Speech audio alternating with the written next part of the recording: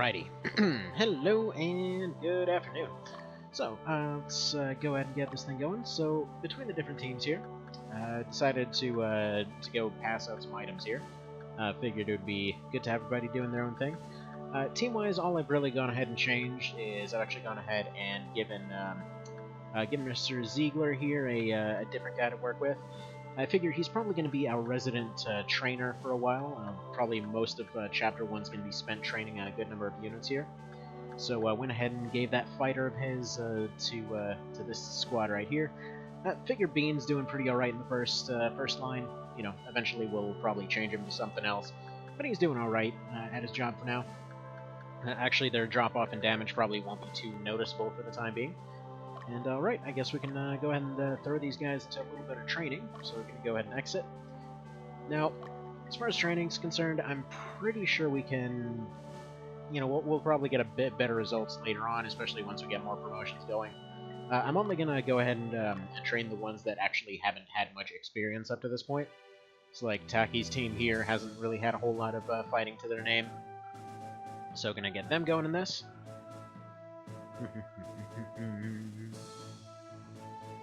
So there we go. So yeah, these starting fights are pretty simple. I mean, Alba in particular just seems to be the ideal training spot. Like pretty much all the way through the game, you'll just be able to come back here and get easy training whenever. But yeah. So far so easy there. She can pretty much go ahead and, you know, out-heal any damage all three of them do, so no big whoop there. We might end up getting one soldier lost up front, but we'll be okay. You know, it's nothing non-survivable. Just do a few more shots here and there. As you do.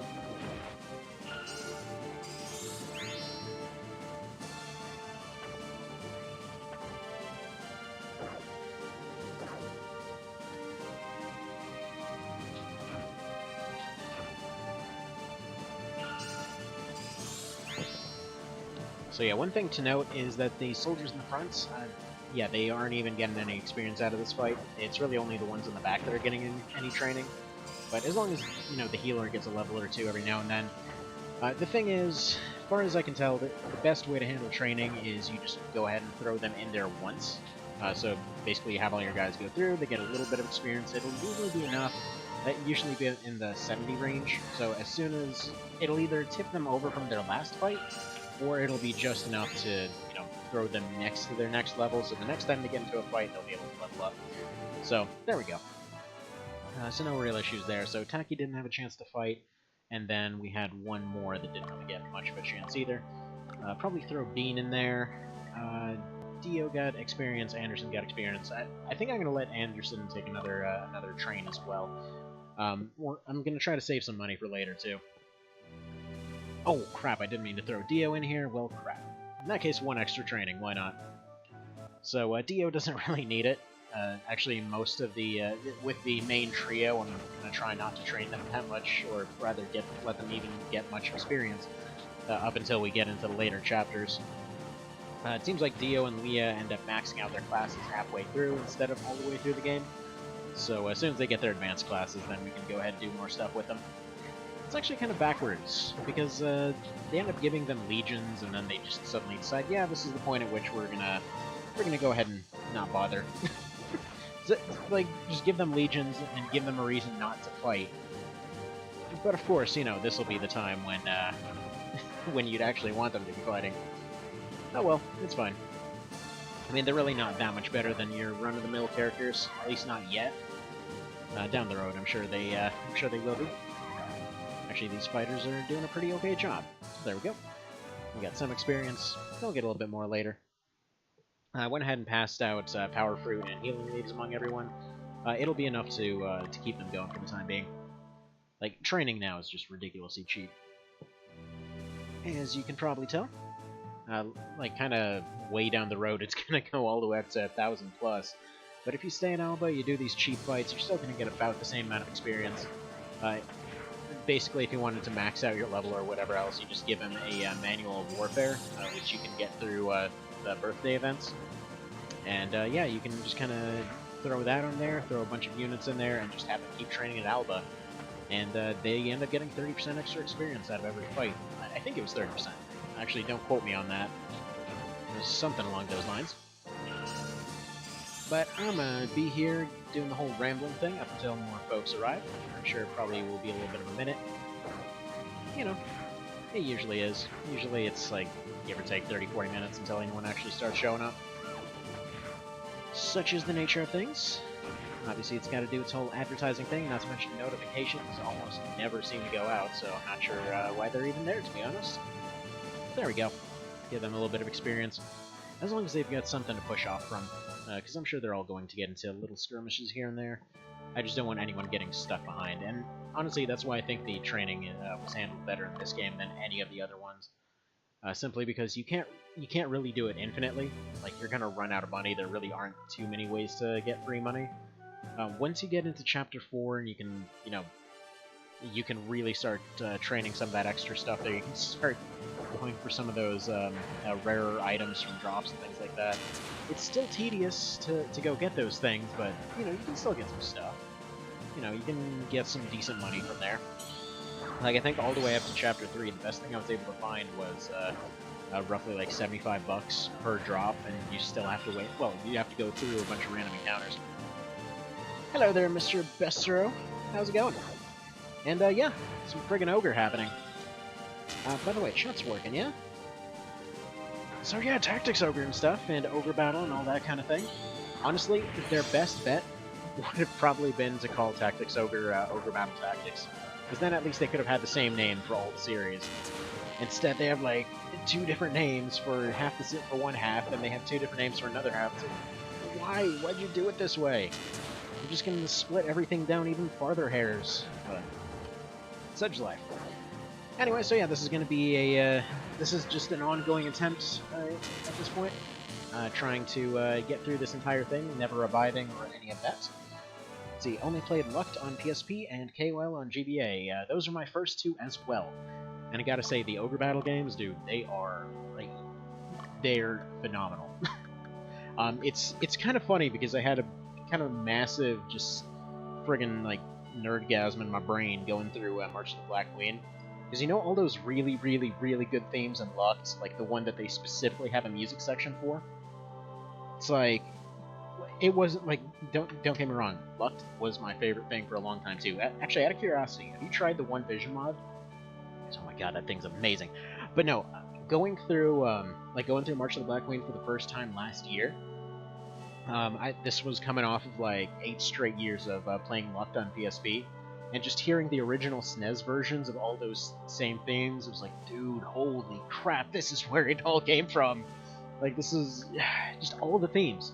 Well, actually, wait, there's like 3 or 4 themes that are unique to Lucht on the PSP, but pretty much all the other ones are entirely from that game, and then they get remixed in this, and then they also get remixed in the original SNES and PS1 version of Lucht. Oh man, it's real good. It's really, really good. Actually, I think Knight of Lotus is the one that uses the least remixes, now that I think about it. But yeah, so Ogre Battle's a little bit different, but a lot of the same themes still do apply. A lot of the same mechanics still apply. See, I tried FFTA, but I couldn't really get into it. What is the mod for Lucht? One Vision. Which, by the way, it's a complete overhaul for the PSP game. Namely, it brings in a bunch of references to previous games. It fixes crafting. It rebalances equipment to make more sense. It rebalances all the abilities, rebalances the spell trees and stuff like that. So you're actually, you're getting more use out of different stuff. Makes healers viable all the way through to end game. It gets rid of that whole like bizarre, nudity archer type situation. It basically counters all of the weird bonuses that archers and ninjas ended up getting. So, like, you're actually having all of your classes are viable. Let's put it that way. So instead of the end game archer, archer ninja friggin' nuke squad meta kind of situation, instead, you're coming in with all your classes. All your tanks are actually tanks. All of your supports are actually supports, and not to mention a bunch of them get really cool new abilities. Like, oh, right. We need to name these guys. Crap, what was his face? Sounds awesome, and it's for the PSP version. I have to go get that ROM somewhere. You know what?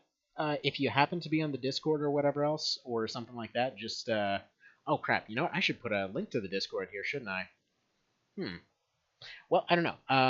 But yeah, no. Here, actually, I have all the info on it, and this is gonna seem bizarre, but yeah, I actually have a site dedicated to a lot of this stuff.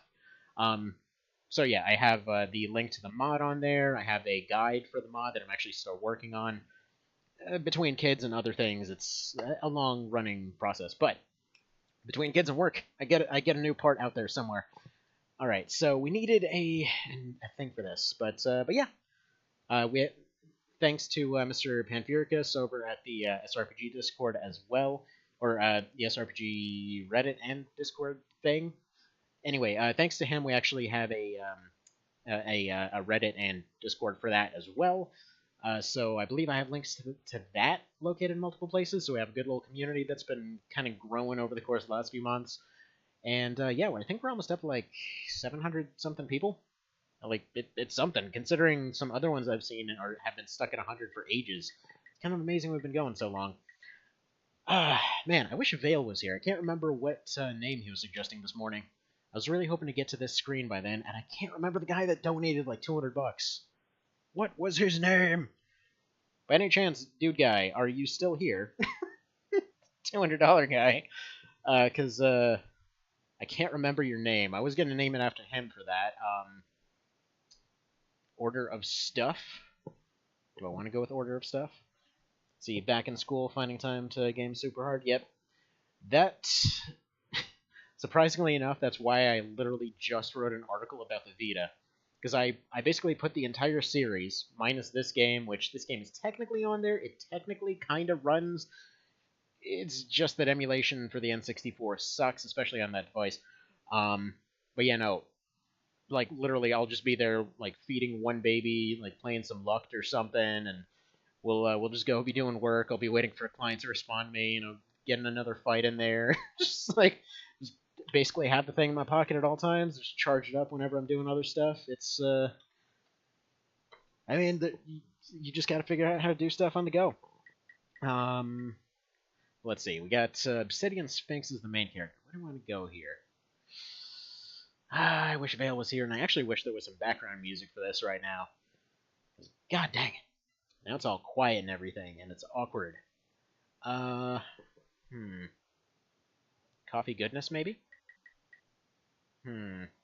Maybe Coffee Goodness. Or Time Cops.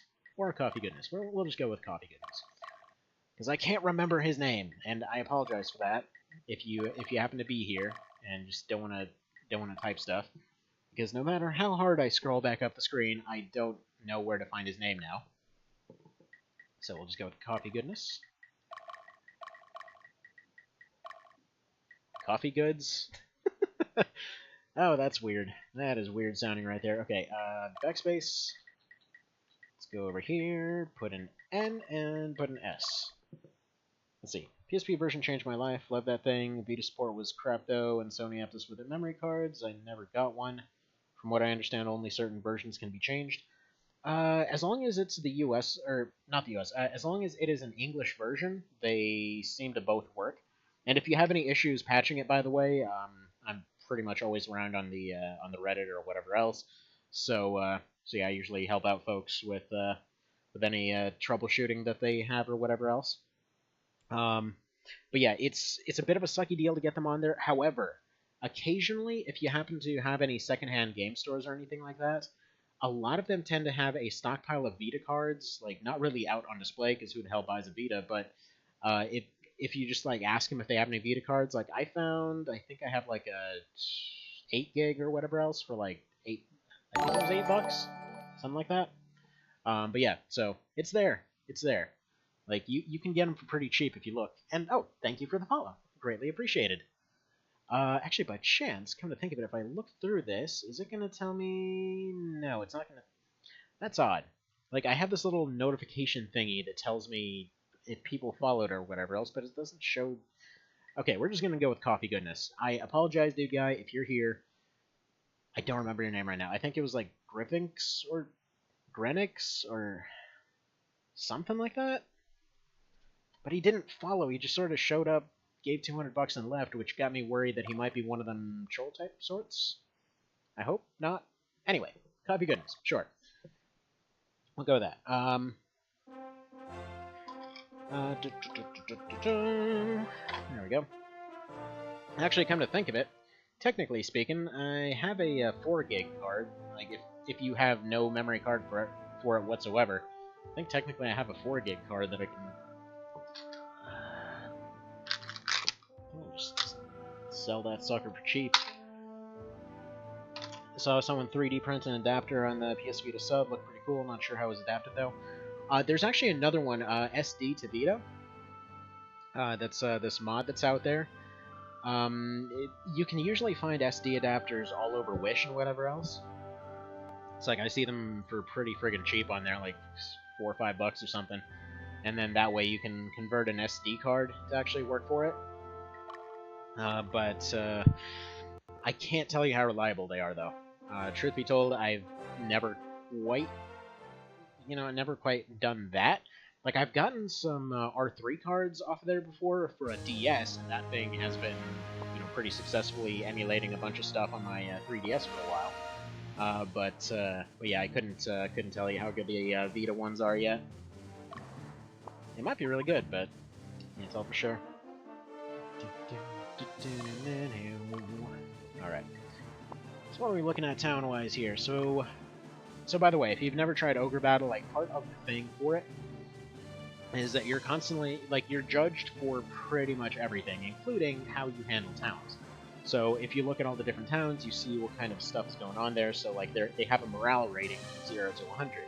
So if their morale is pretty low, they are really looking for, like, a chaotic person to come in and just, wreak havoc and do whatever else. So, like, right here, I have a guy, or, like, I have a wizard specializing in dragon pets over here.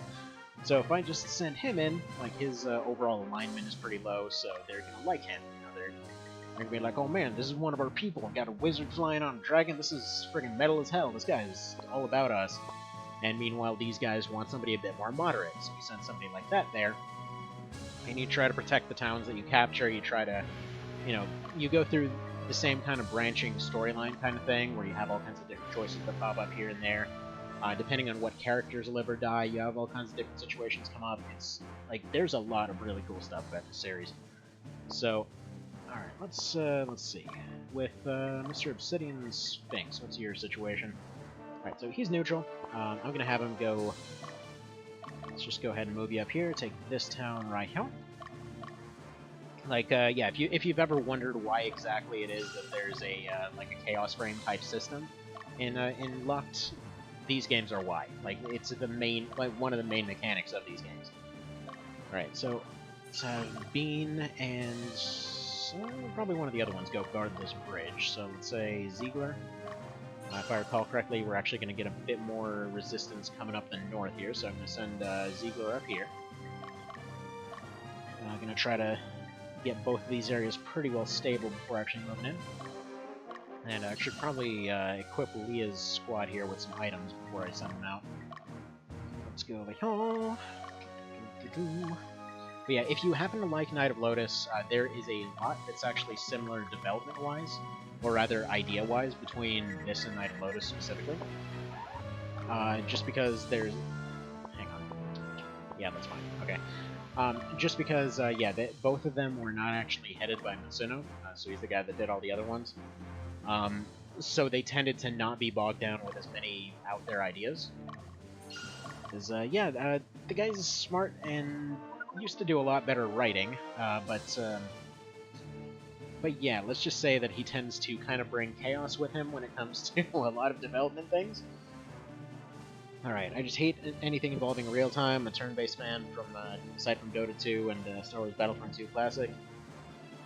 That's the thing, this doesn't feel like real-time. Like, as you can tell, everything's going pretty slowly, and everything's pretty methodical about it.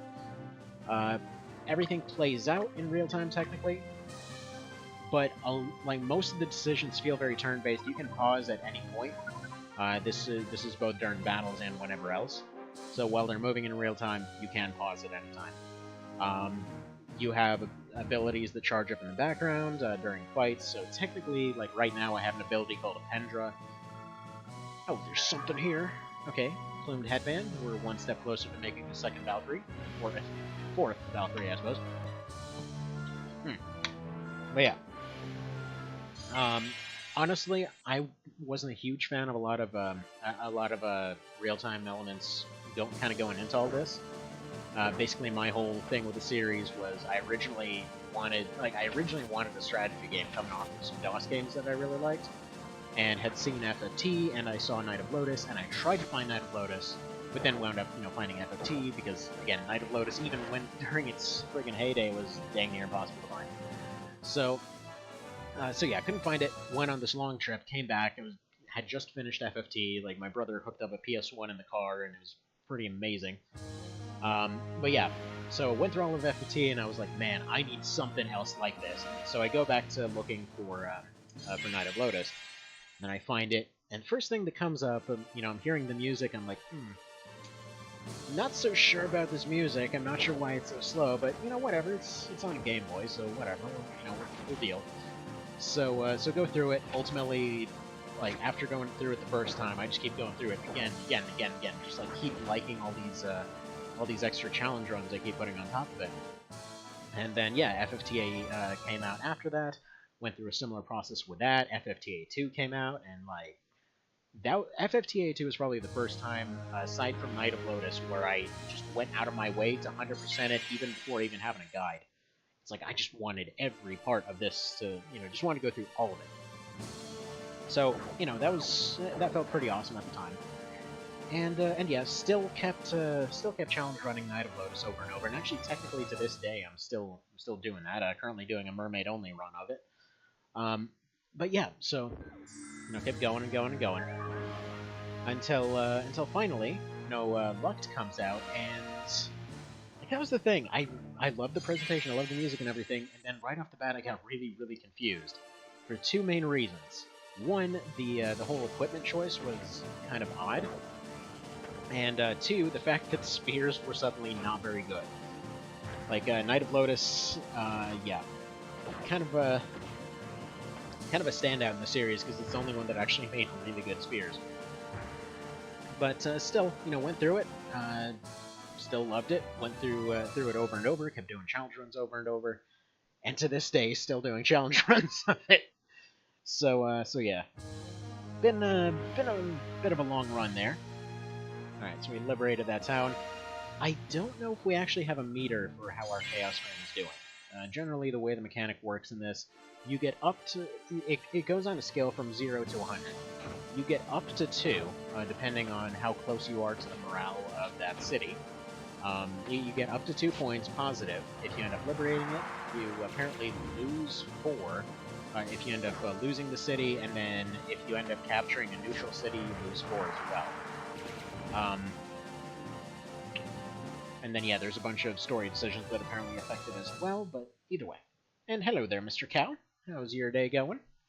Hopefully avoided any desert adventures today.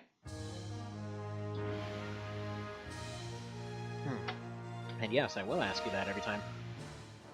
Alright, Leah, if you're there, I'm gonna need you to go ahead and kind of lead the push through here. So I'm gonna have them kind of push through this northern side here.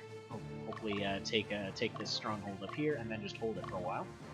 I should point out we're actually very early into the game. There's 40 battles in total that you can take on. This is like 3, so yeah, we're not super far into it. So you haven't missed very much. So do you know any other games in the same vein as Lux? All I could ever find was FFT. Not a lot of people interested in it. Actually, by the way, there's a mod that I also do streams of called the Cerebral mod for FFT.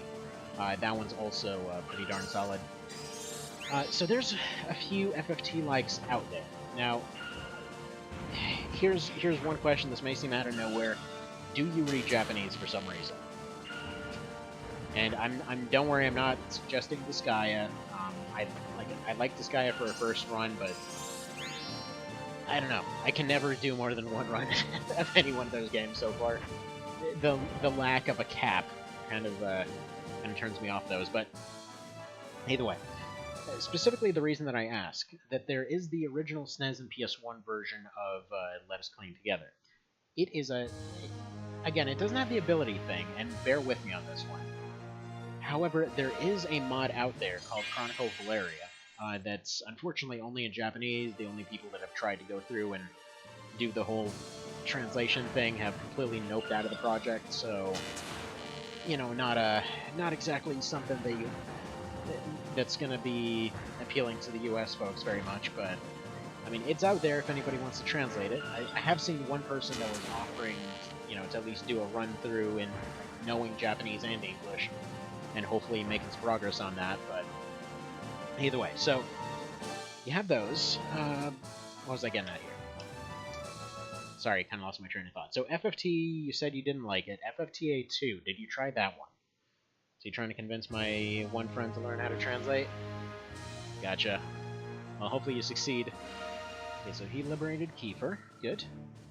I do love that Anderson, after he suddenly became chaotic, is suddenly way more selfish. Instead of we liberated, he's like, nah, it was me. It was all me. I know I have 2 dragons that are doing the bulk of the damage, but it was all me. So there's the Ogre Battle games. Again, more turn-based than they look. But, again, that's your prerogative on that one. The One Vision mod, despite technically being lucked as it is, A, it's still in development. B, it's going to have an entire rewrite of all the battles pretty soon. And C, there's enough mechanical changes to feel entirely like a new game. Like, there's no way I can overstate just how many changes there are. I mean, I was literally writing the guide on the dang thing, and to give you an idea, just the base changelog is almost 80 pages long. Like, just not even going into specifics, it's just like vague little things that got changed. He redid everything, and bear in mind, this wasn't even like with an editor or whatever. He's doing that crap with hex codes. So that's... like, it's nuts. It is just absolutely nuts that he's actually managed to do that. I mean, just recently, his most recent thing was actually dumping all the battle data. So that's for each of the fights, like, under every circumstance, under every level gap, under every, part of the story. Oh, there we go, we got a promotion! Under every part of the story, under all of that, there's specific saves for what exactly can spawn there. And, like, little variations on what can spawn there. So he ultimately wound up with a table of, like, 10,000 different stats or something like that to mess with. Like, it's crazy. It's absolutely just nuts how exactly they managed to pull all that together. So as soon as he's done combing through all of that, we're going to be seeing everything going act by act, getting redone formation-wise and stuff like that. So I've done, I think, hell, up to like 400-something videos on it, because I might be a little bit obsessed, just slightly.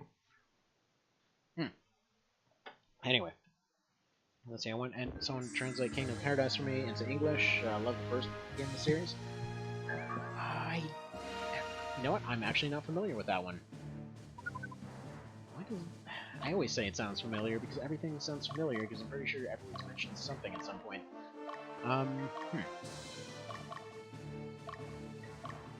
But yeah, so the Ogre Battle games in a nutshell, like, you just basically stop whenever. You give everybody orders, you can, like, give them little waypoints to go to and stuff like that, and they will march off in that direction.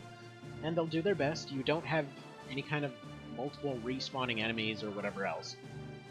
It's always just like luck or whatever else. You always have a set amount of enemies. You have certain circumstances that will change things, but generally speaking, like, what you've got is what you've got. Let's see, PSP game that was pretty unique. Hello there, Mr. Blood Magic. It was pretty unique. You build sword moves using scrolls and move around a side-scrolling 3D map. Interesting. By the way, out of curiosity, have you tried Vagrant Story at all? Because I'd be kind of curious what you think of that one. Because it's another one that's kind of like a hybrid mix of real-time and paused gameplay. It's very similar to Parasite Eve. Actually, I'm pretty sure it was the prototype for Parasite Eve. But yeah, it's pretty darn amazing.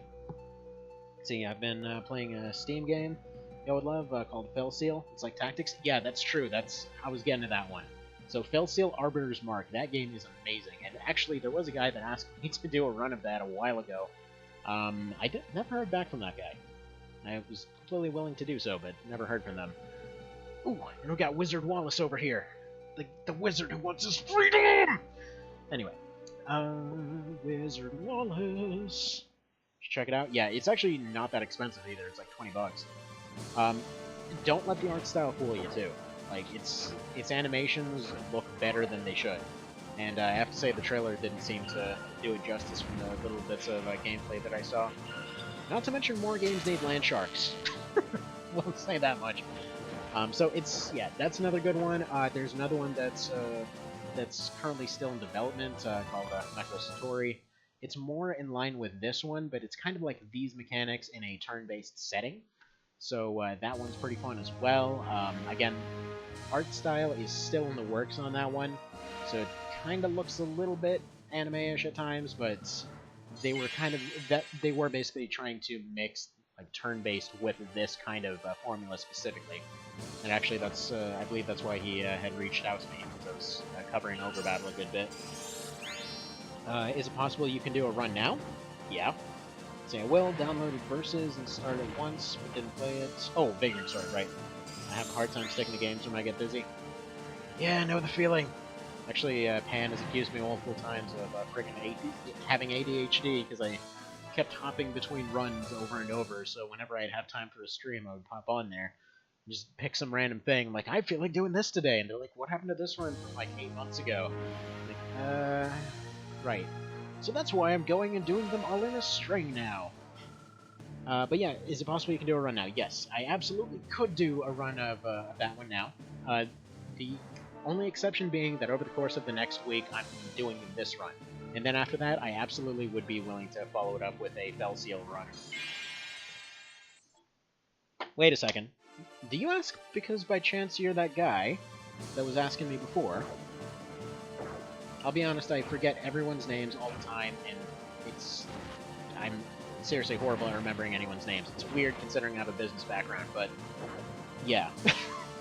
If you happen to be the guy, I apologize for forgetting to ask. Because literally, it was a case where I was given an @message on the Discord one day. They're like, "Hey, I will literally get you the game if you decide to go do a run of it," and put all the like a bunch of people from the tactics community as your characters. It's like, okay, I'd love to. It's like, just go ahead and ask. And then I forgot to ask because I'm a smart person like that. Let's see. What do we need to get you to stream it? Your thoughts are invaluable, and I need to hear it. Not that guy, but he seems to have good taste. I would need a copy of it, probably. Not to ask for that specifically. That's actually, I was planning to pick it up down the line. I'm just literally stretched down to the penny in most cases at this point. But yeah, that kind of comes from having 2 kids and being completely screwed out of long-term employment opportunities by a relative with some bizarrely creative screwery methods. That's a long story. But anyway, yeah. So I can't ask that, so that's literally the only reason I haven't done a run of that yet, because it's on the list. Like, and yes, I know, Cow, I know. You ask for that King Arthur run. I will, at some point. I'll get to it. Ah, man, now I feel like a dick. But such is life, Alright, so we took that city. Yay, we found a metal brawn. Now we have all the pieces to make a Valkyrie. So, I'm thinking we probably want to turn one of those Amazons into a Valkyrie. I definitely want another one. Because it's definitely gonna be good to have some hybrid characters here. So let's see, they're gonna go do that. Okay, Mr. Ziegler. You haven't had too many fights, but you are getting a little tired, so you go ahead and rest in that city. Actually, the fatigue mechanic in this, I have to say, really adds to some interesting choices. I'm saying, but maybe when you're done with next player, you would have gathered 20 bucks? Exactly. That's what I'm thinking. What King Arthur game? I think it was like, what was it called? King Arthur something. It was on I think the SNES. but it's like a hybrid real-time plus strategy medieval thingy that never quite got its due. Another one of those little hidden gems, as it were. Alright, Mr. Bean, go chase down the man with the big axe over there. Alright. I'm gonna let Ziegler take a minor rest. Looks like they've gotten their fatigue a little bit down. And I want him doing this fight right here. Simply because he's probably the closest to another promotion here. Let's see, how far are you into this, and did you ever finish your Awesome Tactics Ogre OB guide? I have been. So the OB guide is a good bit of the way done. I've finished a good bit of the finishers at this point, so all the melee finishers, that section is all done. The ranged finishers, I'm mostly done drafting. I'm just kind of polishing that up right now. After that, I also have the skill guide. I started on it, but that's going to be a little bit of a minute still. The item guide is coming after that. And actually, the reason that I haven't really started the item guide is because after he's done going through all the battle data, likely the item guide's going to change. So I'm trying to only do stuff that I know for a fact is going to stay there for now. So yeah, like all the finishers, all the skills, all of the class tweaks and balances and stuff like that, that's likely to change. They're likely to be as it is. So yeah, items are likely going to change. Steel tables in particular, he's going to be redoing the kinds of stuff that the steel skill can use. Let's see, he's been... What else has he been working on? I mean, the formations, obviously, so, like, a battle guide is probably coming out once all that's done. Like, I plan to do everything. Considering that guide's been, like, in the works for about 4 months now, and, I mean, I'm about a third of the way done with it, as I like to think. Ooh, nice, we got another fighter. We got another fighter! Getting all the dudes. And just so you know, just so you guys know, like, as far as how far am I into this, we are about 3 out of technically 40 battles into this. That's why I dedicated the whole next week to it. But yeah, it's going to be going a good bit faster once we get the full team set up. Like, right now, most of what's going on is that I'm trying to get these guys as much experience as possible.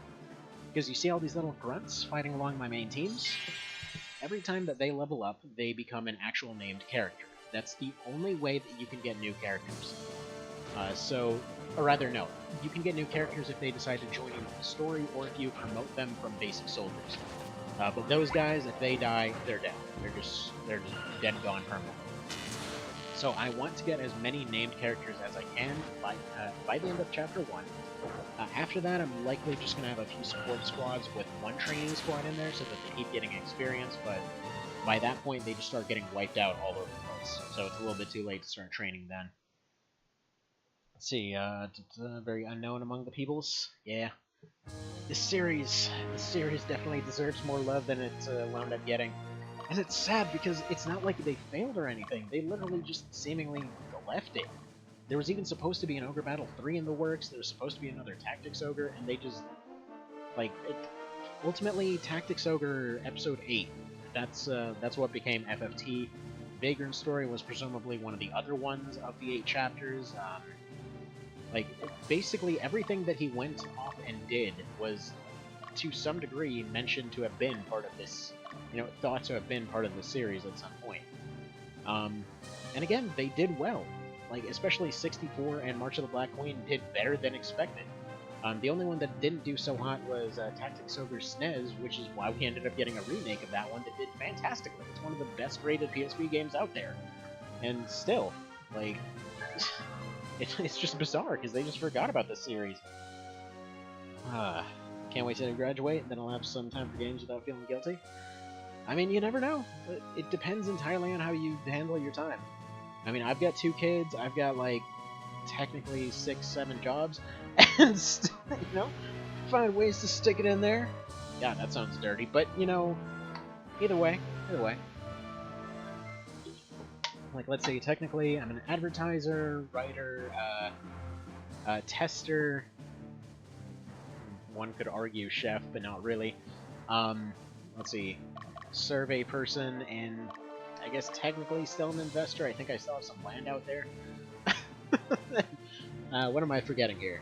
I guess pet sitter, because, well, pet sitter and dog trainer, because I train leader dogs whenever we have the means and time to do so. Like right now with the second kid growing up, we decided to take a little bit of a break. But yeah, that kind of stuff. Let's see, they have Little Donkey. Exactly, Little Donkeys are the strongest unit. They're not actually the strongest unit, by the way. Although, one thing I will be picking up during this run is the friggin' pug. The pug Cerberus. Because the Hellhound turns into a Cerberus that for some reason is pug heads, and it's as adorable as it is friggin' deadly. Ah, it's great. It's great. Unfortunately, this little flying donkey we're gonna have to take care of. Because he's over here being a threat and everything. Ah. Good lord, I adore this series. So, oh, by the way, before I forget, Mr. Hang on, who was it specifically that was asking for that thing?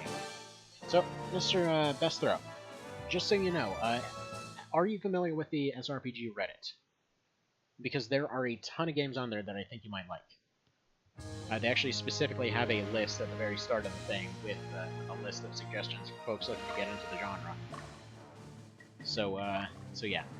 Do you need a link, or do you by chance already know about it? Everyone's suffering, we hate it, but nothing can be done. Maybe someday the bastards will stop meddling with our lives. Weirdly relevant to the US today, but hopefully all that business is done and over with. We can probably start sending him in. Mr. Obsidian Sphinx, would you go ahead and tell me what's going on over here? Check it out. Found the stream on the Tactics Ogre one. Yep, it is connected to it. So if you go to the very right of the Tactics Ogre one, you'll just see the Strategy RPG Discord, or Reddit and the Discord. So I'm usually over on the Matsuno Games section of it. So that's basically everything related to FFT and anything related, just basically anything similar to it, more or less. Including Himeko Satori, that's both Pan and I have done streams of.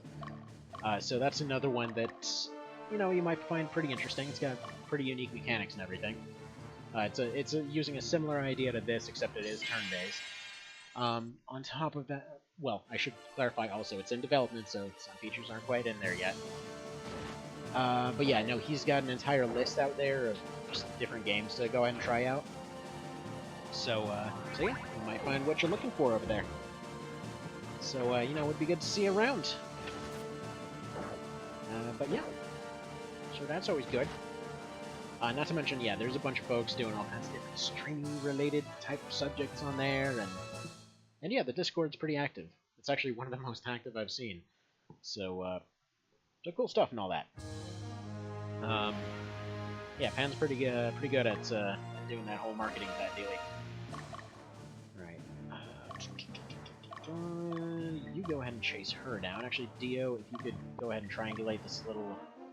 You break camp. I need you to do a whole pincer attack over here, so you do this, and they will probably chase her this way, so Mr. Bean, I'm going to have you go ahead and come in from here. So wherever she decides to run to, she'll be screwed. She should be their last active field unit right now, so go ahead and get them finished off, and then we'll be able to move on to the next fight. Get all these promoted units into their own squads, and we'll be able to do all kinds of stuff, I think. Might even have some knights after this. Because technically speaking, I just need some plate mail for that, I think. I should have some units that can promote into knights. We'll see. We'll see. Oh, by the way, so I was talking about One Vision earlier. Being a fan of FFT, you might really, really like one of the big changes that he put in there. Because while he did remove some of the whole cross-classing via abilities and whatever, the reason for it is because a lot of your classes are actually able to team up a lot more effectively now. So probably one of the best examples of that, and I actually noted this in the guide, but one of the best examples is the fact that you've got your two different knights. You've got your regular knights and your terror knights. So, like, for example, knights can drop really cheap rampant auras now, and they can actually throw them out at range. And on top of that, you can then have your Terror Knights come in, and they're able to blow them up at a distance. So they'll actually just be kind of like a landmine type situation. Like, there's just a lot of little combos like that all throughout it that are just beautiful. It's just so good. So good. Anyway, let's go pick up another spellbook here. I know I'm going to find some on the ground later, but I just want to make sure to have it around. Staff. Yeah, let's get one more staff. Because I want to... What I'm trying to go for here is I want to have a few more options. I want a stun option, so I want the Witch. Let's pick up some Quit Gates, because I'm probably going to want my stronger characters to have that, so he's going to have at least one. Let's pick up these Revive Stones early. Let's get 3 of them, I think. So yeah, he's going to have that. Pick up some more Power Fruit, just in case we start burning through those. Give some of them. Take some of these heal packs, give those to the A-team, and then yeah, I'm probably going to splurge on more heal leaves here. There we go. We are all prepared for a good long while. And this chick is still running away. Eventually we'll accomplish things, but until then, I'm going to have Taki and Leah here. I'm going to have them start marching towards their capital. Go take their fortress. What's funny is they have a really cool mechanic in this later on, with walls and sieges and stuff like that.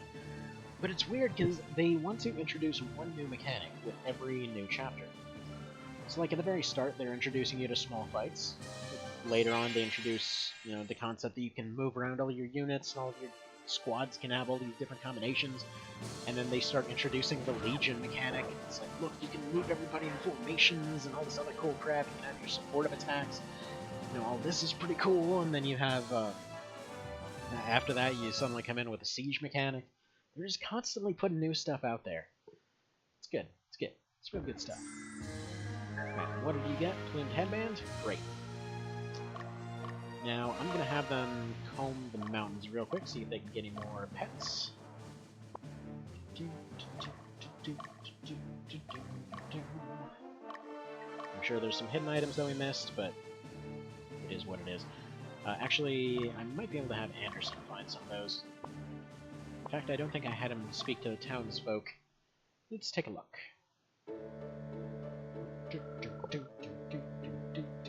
This is an entrance to Primal Canyon. The valley deepens, the other end is Zenobia. They totally won't become relevant. Ever, at all. Apparently there's an ending to this that you can actually piss off the Zenobians and have them invade. Which is hilarious, and I actually won't be upset at all if I end up getting that ending. Because, yeah, they're supposed to be the good guys. And, if you end up doing this just right, you can wind up with a situation where, in March of the Black Queen, you do everything so wrong that, well, so halfway wrong, that technically speaking, you know, all of Zenobia is left without leadership in most of its provinces. You have all of, you basically have your main leader character, so Destin there. You can have them get assassinated by their king at the time. Like, it's one of those endings I just find hilarious. You can, let's see. So if you do all that, you basically have... Oh yeah, and then you go ahead and, let's say you play through this game, and then you get the ending where Zenobia invades. So you basically have a situation where just who knows what the hell Zenobia is doing. Like, they've basically lost all their leadership. They've gone ahead and like just invaded 2 countries for the hell of it. And yeah, then after that they plan to go to war with Lotus after going on a warpath across half the world and then claiming the other guys are the bad guy. Ah, it's great. Wait, Zenaida? No, Zenobia. Also, the fact that her name is effeminate kind of cracks me up.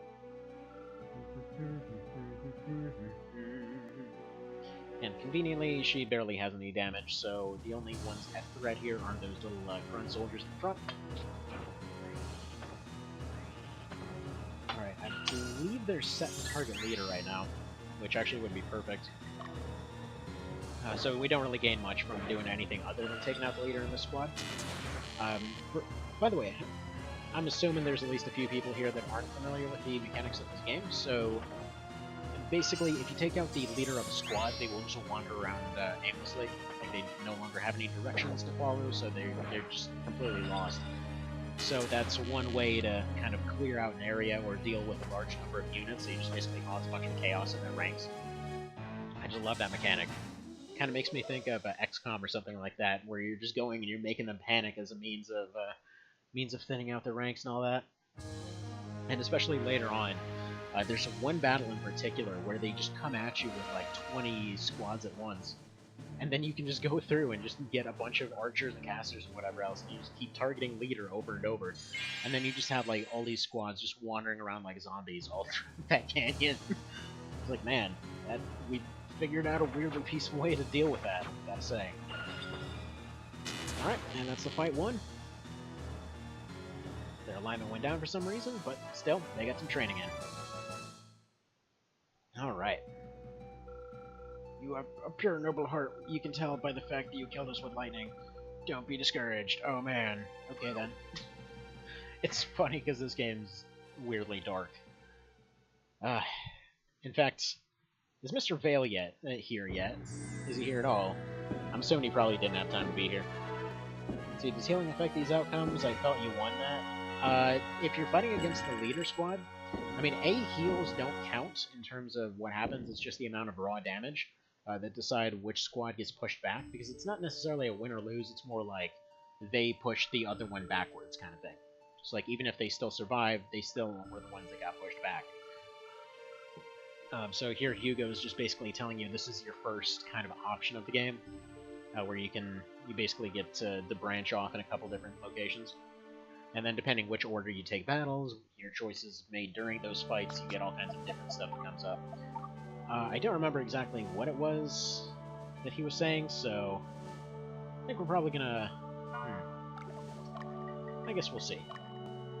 Like, part of this is the fact that I wanted to go back and do the Fred dies early type situation for betraying me in the ending of the last game. But yeah, so healing doesn't affect it. All that affects it is raw damage, so that's why you'd want units like Cataphracts or Phalanxes or something like that. You have them in front, they don't take very much damage, so they're essentially kind of dulling the impact of other ones attacking. Unfortunately, they're not very good at pushing back, so you want to team them up with Paladins or Archers or Dianas or something like that. Well, I mean, technically speaking, our orders were to go to the border, so I think we're going to go to the border this time. Because last time, I didn't. However, I do want to resort these squads a little bit, so let's go ahead and remove some of these characters. Namely, you're... Well, I mean, yeah. Go ahead and remove this one.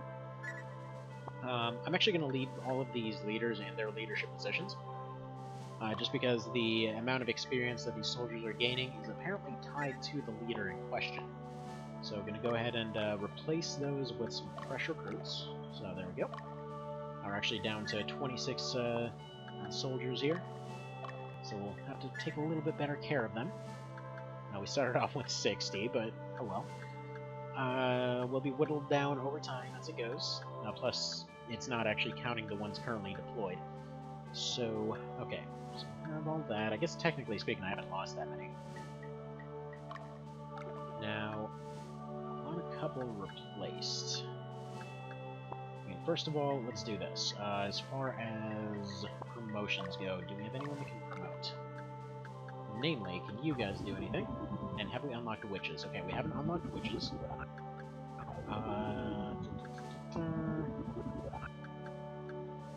Okay, can any of these Amazons become anything useful? So we have everything for Valkyries. We're gonna need a few levels for that. So that's fine. What about fighters? Do we have any knights unlocked? No. Okay, we have a wizard unlocked, so that's good. We have a ninja unlocked somewhere. That's fine, that's fine, that's fine, that's fine. What about you? Why are only my leaders getting promotions, dang it?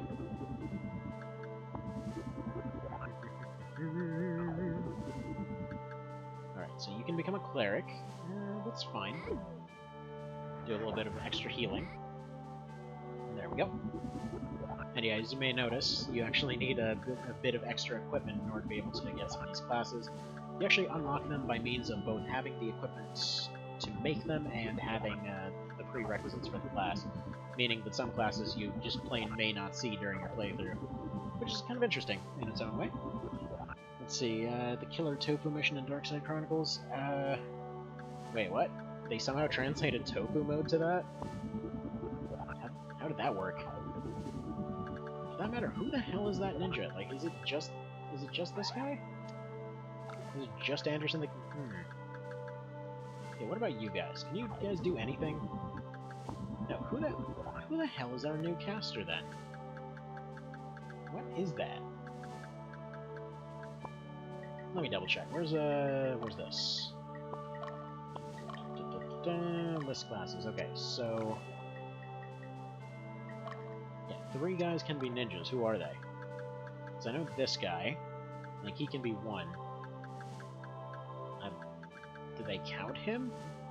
Because he can't change classes is the thing. Alright. And I guess this guy? So they're probably going to need 1 more level is the thing? Alright, and then 1 more guy can be a wizard, who I assume is the Doll Master. Because he wasn't able to be one before, so I think his alignment changed. Valkyries, we have everybody that we can. Alright. Let's form up another squad then. Alright, I don't have anyone that can lead. Crap. Okay. That's fine, that's fine. We have extras for now.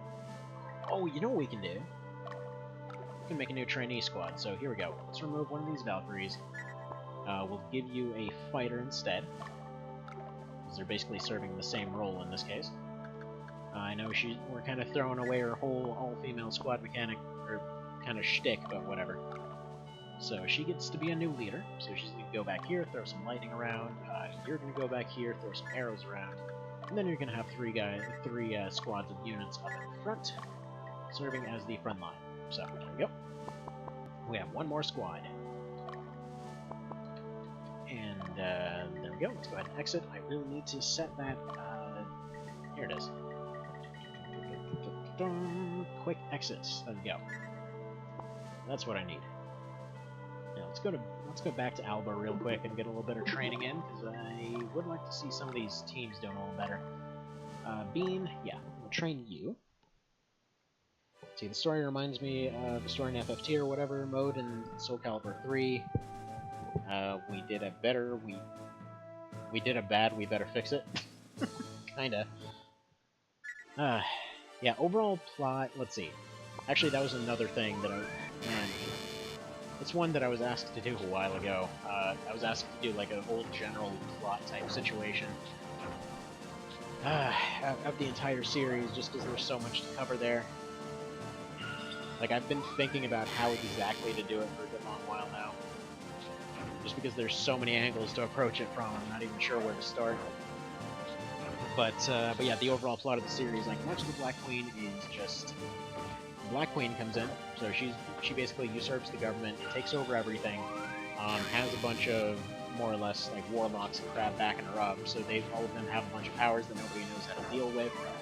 So they managed to take over the entire continent. You basically have the entire country of Zenobia just completely taken over. Your guy, along with many of the main characters you see throughout the story later, form a sort of overthrow of sorts, which can go a crap ton of different ways, but the canon ending is that somehow you got the perfect ending with perfect chaos frame and recruited every recruitable character somehow, and also had the time to go find the Brynhilder and also open and fight all the Chaos Gates. It's like, how the crap did you manage to do that run? That is insane.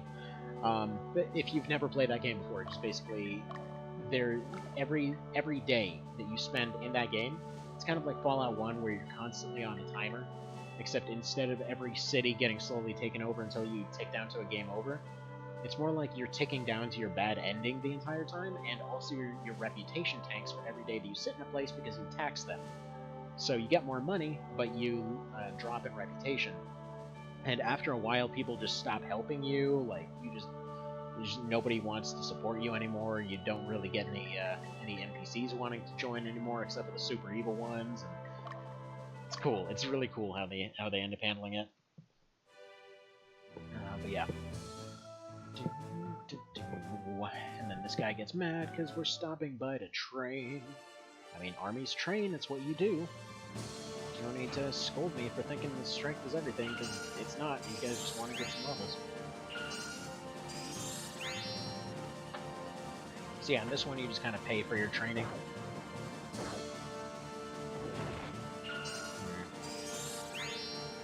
Yeah, this team might not be ideal for it, though. Oh well, it's fine. everyone gets one. That's kind of the policy I'm going to go with for this one. Since we're going for a pretty large squad, everyone's going to get one. It'll kind of boost them up a little bit. It'll be enough to keep them going. As long as they're minimally viable, I can swap parties out and that kind of thing. But yeah, so general thing with March of the Black Queen there is, yeah, you get to the very end, and you meet the Black Queen and all that, and they're like, look, to be frank here, we didn't want to stage a coup or anything else, but there's this gigantic empire over here that they're over consuming everything. You know, they're basically taking over everything, so maybe, you know, be a little bit concerned about that. So I got all these guys together. I should probably take a step back here, because one of the plot points early on is the fact that all of, like, the quote-unquote old heroes and whatever else of their kingdom ended up joining in with this whole thing they were doing with best intentions. Because, yeah, like, they know that this thing's coming, they want to have some way to fight it. And so they do, you know, they try. Then they realize that things are kind of going off the deep end on account of all of the crazy, like, sorcerers and crap that she hired. So eventually, if your reputation's good enough, they just join you. So yeah, that's kind of how that game goes. And in the good ending, rather in the canon ending, the rebellion basically manages to recruit almost all of them. In the more likely ending, the rebellion completely fails and they just have you assassinated. Actually, not even assassinated. Like, the very first ending that I got going through it involved them just staging a second coup to kill off the main character. So they're like, wow, this is even worse. We somehow managed to stage this coup and it got even worse. So yeah, a little bit of a repeat of Chinese history there. They actually had this entire period, surprisingly not even that long ago, where they just kept having coup after coup after coup, and every time it just got worse. Until finally they kind of sort of figured it out, like at least they're a global superpower again. But there's that. So it's a weird time. Anyhow.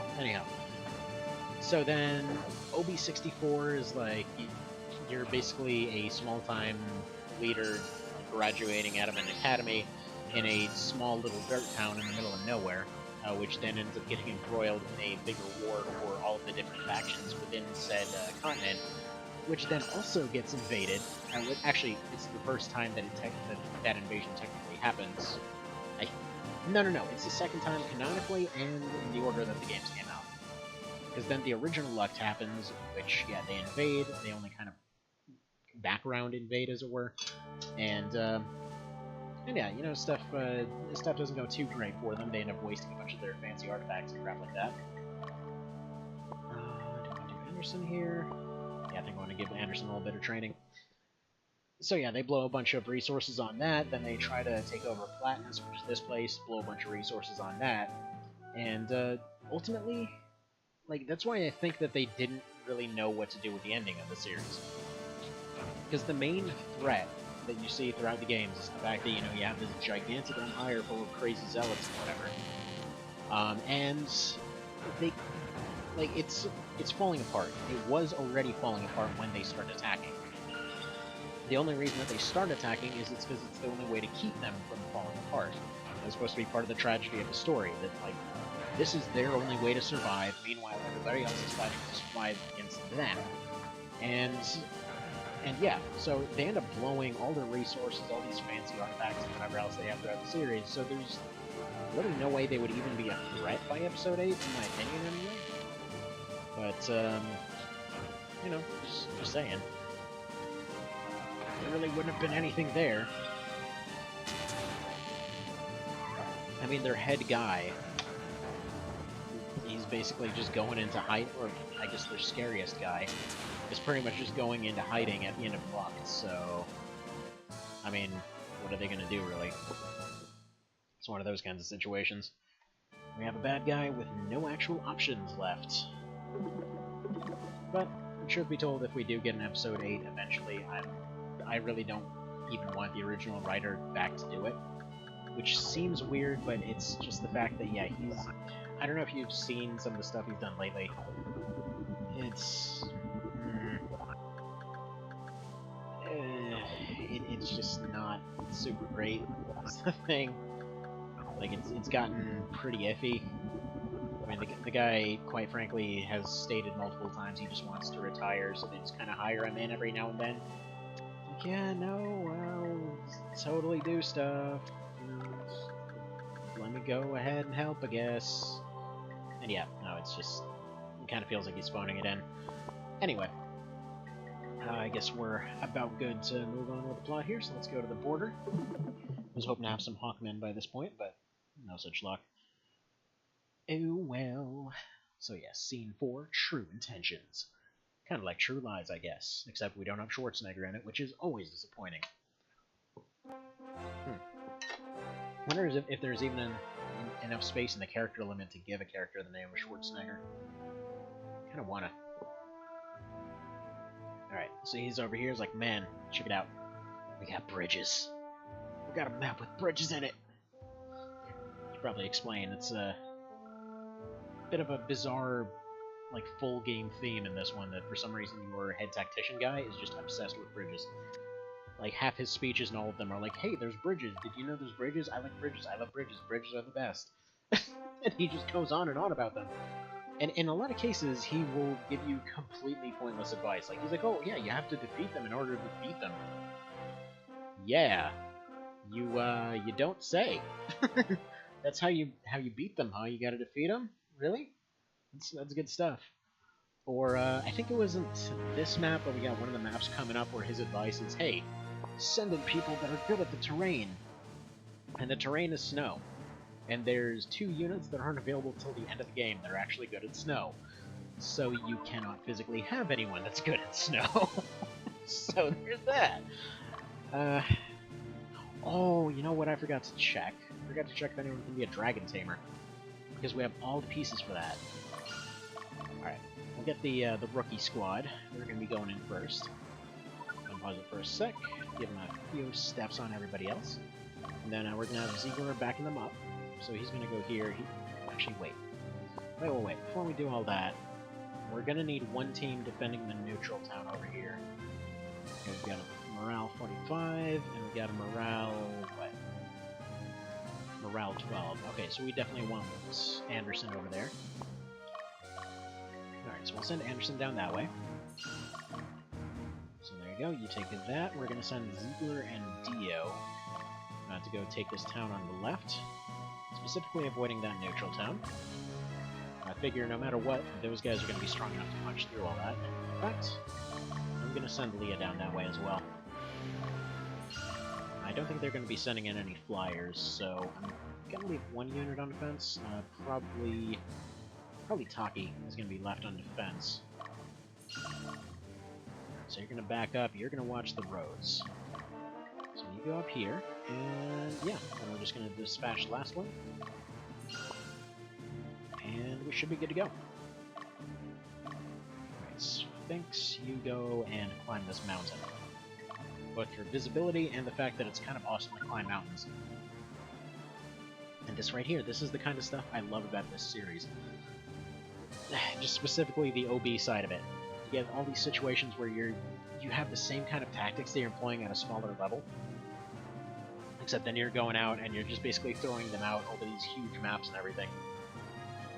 And it just feels really good when it works.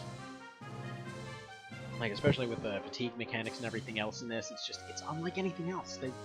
They've yet to ever try to emulate this in any proper way. I mean, there is Brigandine, but it's not quite the same. There was some other one, a similar thing, it just wasn't quite the same. Like, let's say part of the mechanics were there, but not all of them. It was something that the NIS team put out a while ago too. But similar story, it just wasn't quite the same, and it's hard to say why exactly. Now, I'm going to permanently set these guys to attack strongest, simply because I don't want them to get experience. You want your leader to... Oh, well, I mean, they're going to level up, that's fine. You want your leader, generally speaking, to stay relatively underpowered throughout both of these games. Just because, despite the fact that they have higher stats and they can afford fighting at a lower level, it's just the higher your level, the worse people think of you, kind of thing. It's like one of those cases where they think you're a tyrant if you end up overpowering your character. So, alright. Okay, we're at the cold. No secondary effects as of yet. They should be able to beat this team without too much effort, I think. Especially considering they're still using default teams, so they're not defending their leaders, they're not really doing anything too effectively. And they're not bringing in Super Dragons just yet. Once they bring out those, that's when stuff gets a little bit dicey. By a little bit dicey, I mean the entire team falls asleep from a single attack, and that's a bit of a problem. So yeah, this is just straight up easy mode for now. It will get iffy. Okay, they ended up taking it. There was nothing we could do to save it, unfortunately. They just... Oh, there totally was, because they weren't even attacking it. Okay, so we lost some reputation for that, unfortunately. But we're going to try to salvage a little bit by taking it back. Yeah, that sucks. Because we made them retreat, and then they just went straight onto that city. That's a shame. It's a dang shame.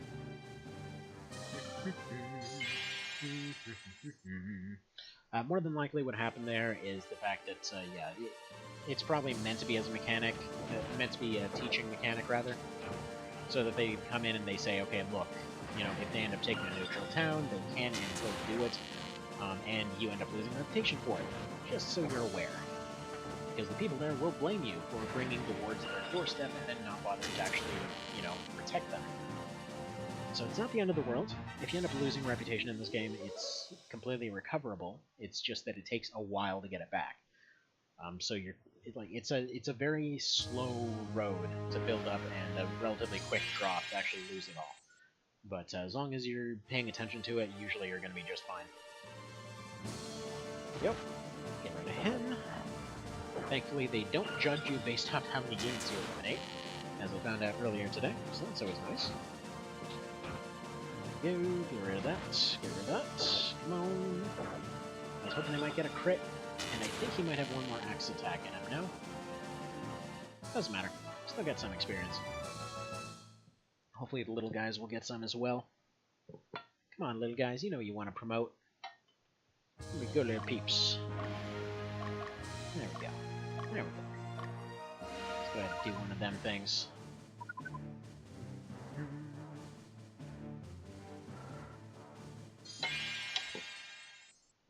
Swear, I'm gonna be paranoid pretty much... I don't know. I'm gonna be paranoid for a good long while now. Because earlier, with that whole donation thing that ended up coming in, because I honestly forgot that was even a feature, because it just never happens. But yeah, I'm going and reading it, trying to figure out, you know, how do you use this? It says that it was a donation or whatever, and I don't know what that means. So I'm going and looking it up, and there's like 2 full pages on Google of like, here's exactly how you just got screwed with a donation. It's like, they're just gonna go back and pull it back. Like, maybe it'll be tomorrow, maybe it'll be today, maybe it'll be 3 months from now, and then you'll get fees. Yes! Wild Hellhound. Nice. And yeah. That was a little bit of a scary thing. Oh yeah, so we just attack this guy a couple times, and then, you know, we raise him until he grows a 3rd head, like an awesome doggo. Right. Let's you attack one more time. Man, he dodges like crazy. Alright, you attack. Aww. Okay, we didn't have any attacks left. Because I think a soldier guy had 1 more attack left in him. But I do want at least 2 Hellhounds. One of them allows you to get a Pendra for free, and another one allows you to, actually, yeah, you just travel down this way, because I remember there being an item down there. If you want to know, I captured the city. Well, fine, Miss Sassy Pants, fine. Anyway. So hopefully that thing from earlier today was legit, you know. It's kind of scary to read about that kind of stuff. But man, extra fees on top of the ridiculous amounts of fees I'm getting already, that is just not something I can really deal with right now.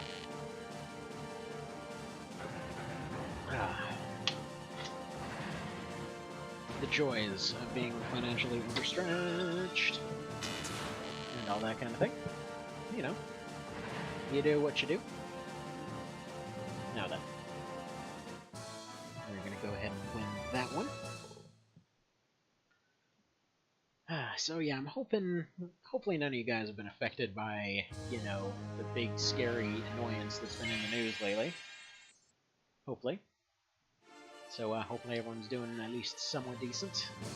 I gotta say, unfortunately, I've known at least a handful of folks that got affected by it, which is less than ideal and completely and totally unnecessary. I guess that's life every now and then. Some random bullcrap comes out of nowhere. There we go. There we go. We did a pretty okay job there. Dealt with all of them and all that kind of thing.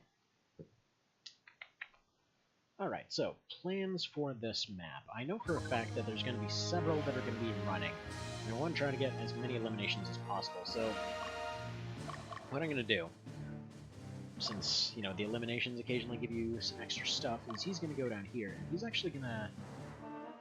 There we go, let's try to slightly angle it right there.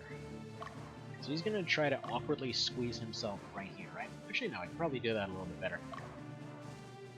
Let's do...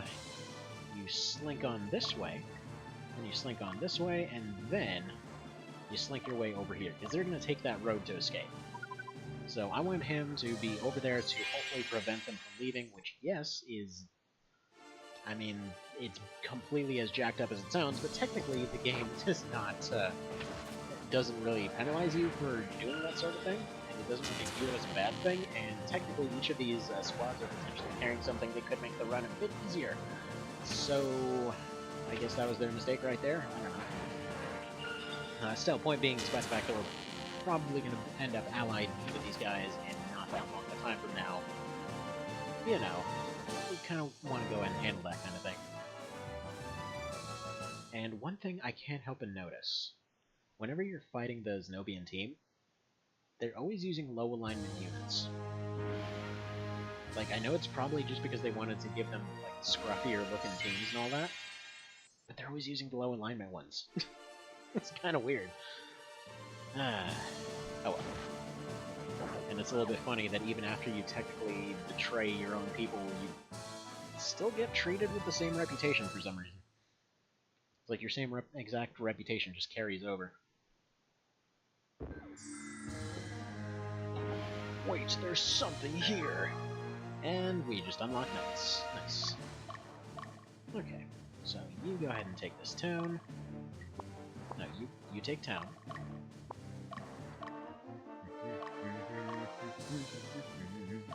Technically, Leo's busy. I'm not seeing any birds flying through the sky here, so I'll go send the priest to assist.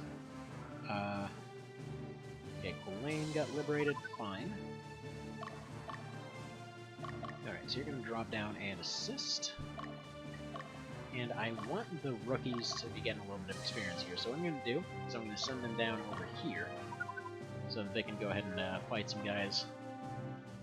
And there we go. Let's let this fight continue.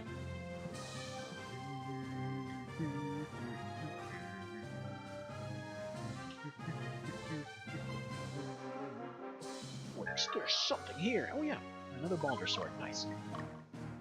So we're one step closer to getting nice fancy things. Meanwhile, Obsidian Sphinx continues to climb a mountain. Because mountain climbing is just his favorite hobby. It's his everyday.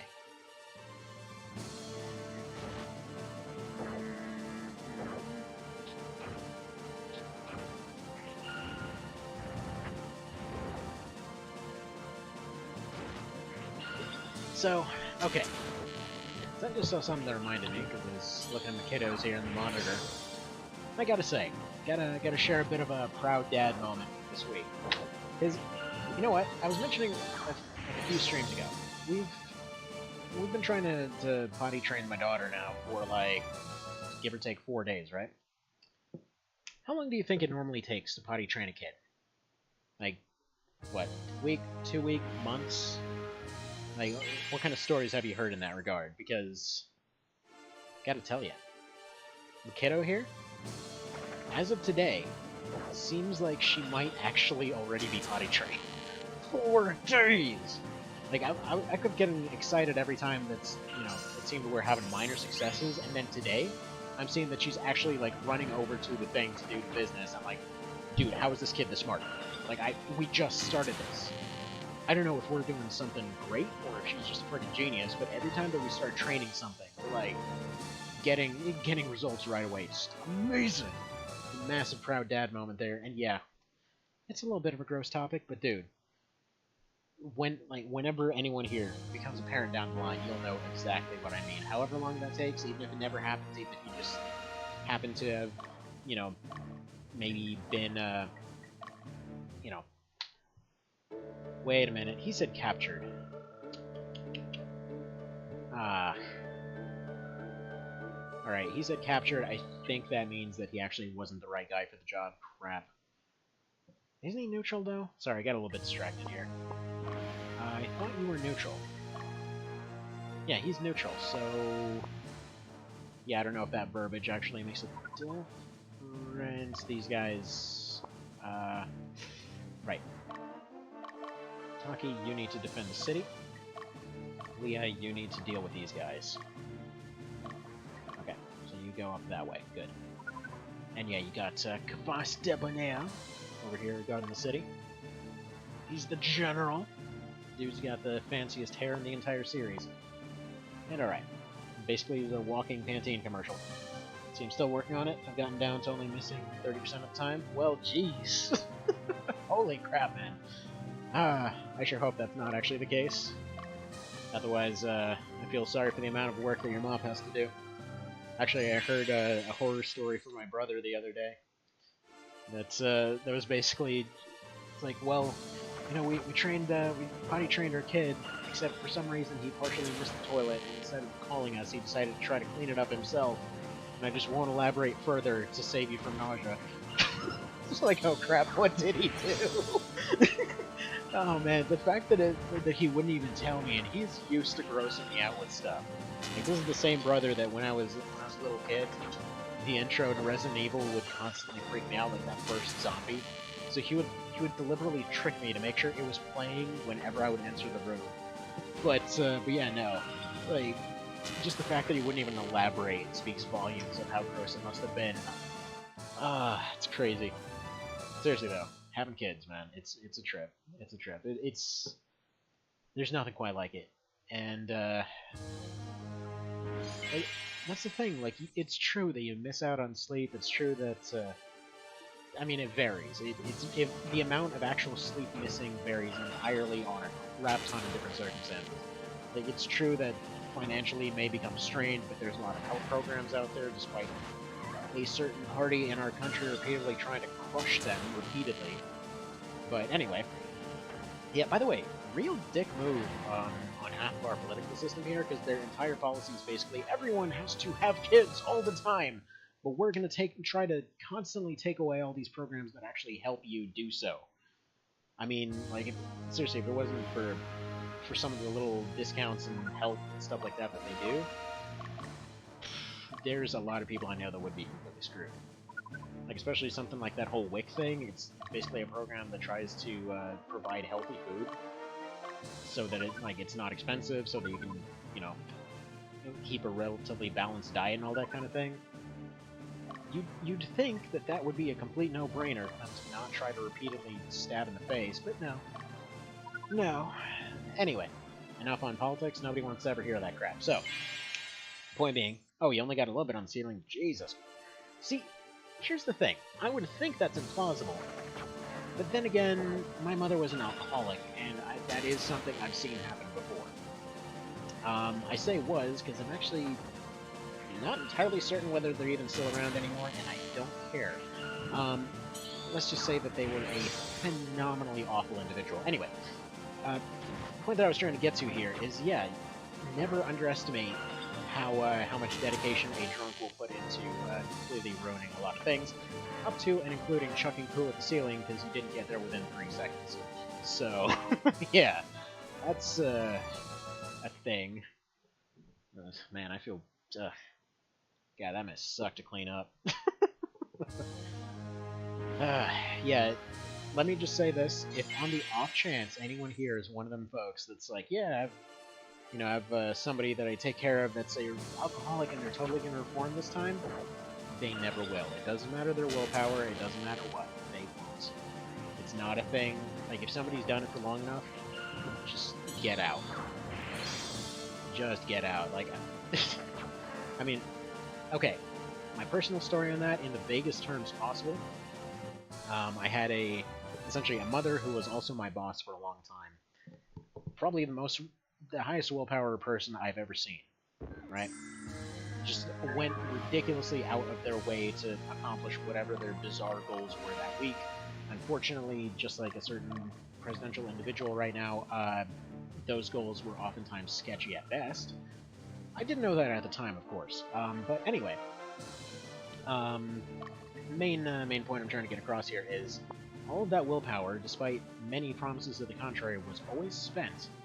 Like, despite allegedly seeming like they were trying to help other people, despite all this other stuff, it was always, how can I trick these people into letting their guard down so that I can just continue on with my bad habits? It was never anything else.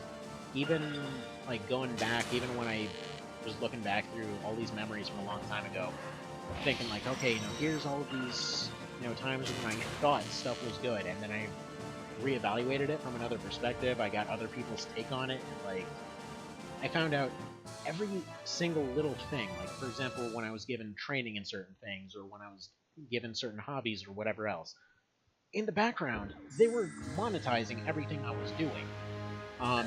Like, in the background, was finding out that, yeah, I had a very long-term technicality, for example, that was stuck to my name, and one that I'm still working to this day to fix, and it's basically why I can't work normally.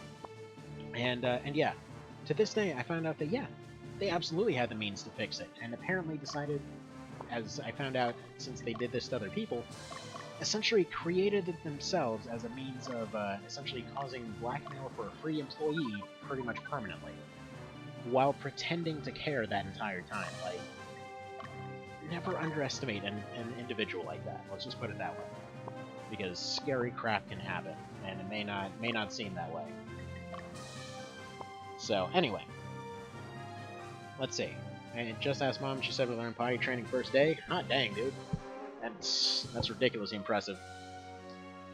Because, yeah, that mess takes a while. Like, I think it took... So I think my brother and his son, I think it took them like a month? Something like that? But yeah, it completely varies. Completely varies. But, anyway, moving right the hell along here. Ah, man, sweet team you got there. Soon to be had there. It's probably going to take a couple encounters to finish these guys. Let's hack on through. They're going to get one heal off. Are we going to be able to retreat, or are they going to get their heal off? Yeah, they're going to get their heal. That's fine. They can only heal 24 anyway. Nice! We got a promotion out of it, too. Cool beans, cool beans. So, one of them got promoted. They popped into an Amazon. The other two are going to go ahead and go right back to what they were doing before. So you continue hunting them down. This is why I had Ziegler there as their trainer, because right now he's doing a fantastic job of training them. Alright, so I'm gonna go ahead and push all remaining units on this flank to go take this place. Actually, I forgot to actually investigate this town, figure out what's going on in there.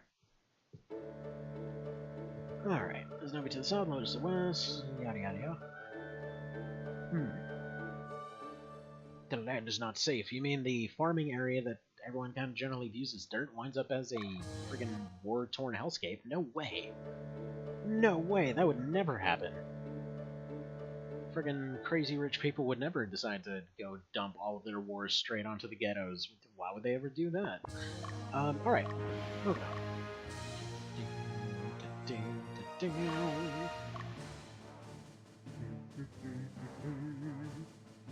Alright, now we don't want to push forward too much. I want to give them at least a minute here so that... okay, he's back in action. I'm going to have Sphinx go down here.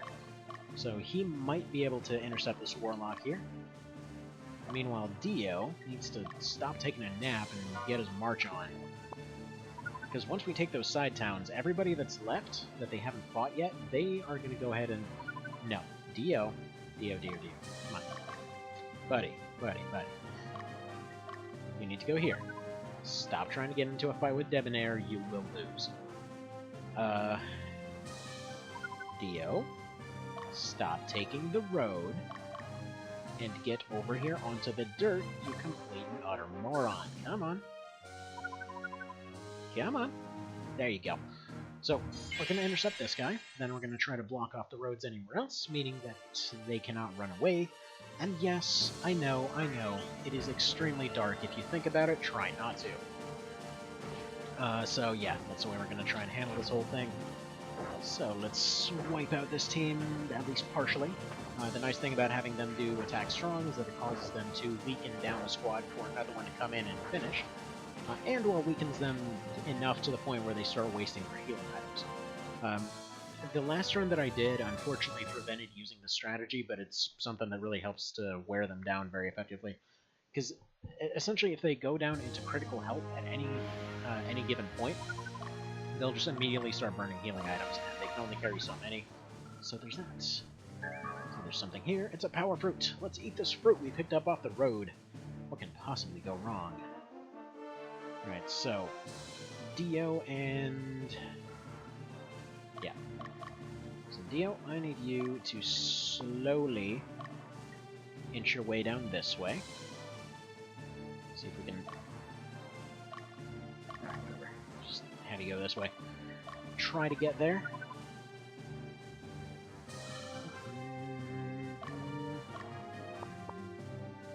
Alright, so he's gonna stand there and guard the road. Dio, come on, man. Like, you basically can tell them specifically, like, don't use roads ever. Which is exactly what I'm trying to do here. But I mean, in their instructions you can tell them to do that, but they'll still usually walk over to a road and then decide to circle away from it. It's a little bit of an annoying feature, but whatever. Dio says I don't want to play in the dirt. You're gonna play in the dirt, Dio! This is what you get for trying to kill me in the intro. Which, by the way, if you missed it, yeah, Dio actually tries to challenge you to a duel at the very first time you meet him. He's like, no, man, I want to be the leader. Let's go ahead and have a fight, and whoever wins gets to be the commander here. Because that's how that works. And funnily enough, he's actually one of the characters that can lead you very early on if you actually decide to fight him. And then if you decide to try and end the rebellion once you actually get to that point, he'll just leave. And apparently he comes back as a boss, too. Okay, Dio. You go fight that guy, then. You go fight that guy. You got this. Now, I was really hoping that Vale would be here by now, or that he would have time to stop by on this one. Which, by the way, Vale, hello from the past, since you're probably going to rewatch this in the future. But the Democracy Demon, is there a way to actually go to that map and spare them? Like, if your reputation is high enough, can you just talk your way out of that situation? Ooh, nice. We just got another fighter. Getting all those promotions in. Good. Our team is expanding. We're actually going to have some commandable units. Alright. He just has to survive up until he can retreat. Like, just look at that heroic theme. Like, if you've got this heroic music playing behind this guy, I mean, look at this dude's hair. Dude's hair, he's friggin' dressed in all his royal colors, he's got a fancy sword, he's got this heroic music. Man, this dude's a hero. You don't want to fight this guy.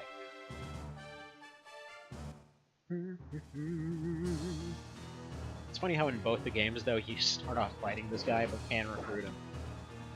I think by canon he survives, too. And he's looking a little bit old in this game, so I wonder if, I don't know, maybe he comes back in a little bit of a different form later. So you're going to take their shots. I don't want him using any of his fancy moves. I believe he does still retain his fancy moves from March of the Black Queen. Because all of the 4 Devas, which is he's one of, actually, wait a minute. Come to think of it, are the other 3 just there? Or is he the only one that survived? He's just gonna go right there, and he's gonna camp. So you go ahead and camp it up. There we go. So now the roads are blocked. Now I can go ahead and send in the reinforcements from the right. And they are going to go ahead and just stop the hell out of this place. So they're going to come here. Essentially take it all over. Hopefully fight off as many of these guys as they can. And yeah, we're going entirely anti-rebellion, even though we're getting forced into joining it later anyway. As you do. As you do.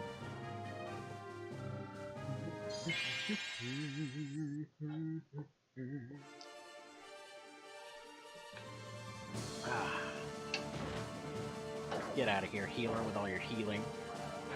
Nobody's got time for all that crap. It's funny how the healers have slightly higher priority over ranged units. But it doesn't even matter, because of the way that this game handles turns, you usually can overpower them. It's kind of an odd duck with that. So yeah, the way that this game handles turns is everyone takes their first turn according to their agility, and then they take turns in the opposite order. So, okay, there we go. There's the last... Okay. You actually just go ahead and block the road, I think. Technically, one of your guys is in really rough shape right now. And I'm tempted to go ahead and use that heal leaf. And of course, Leah has to take a nap right outside the city. Good job, Leah. Thank you very much for that.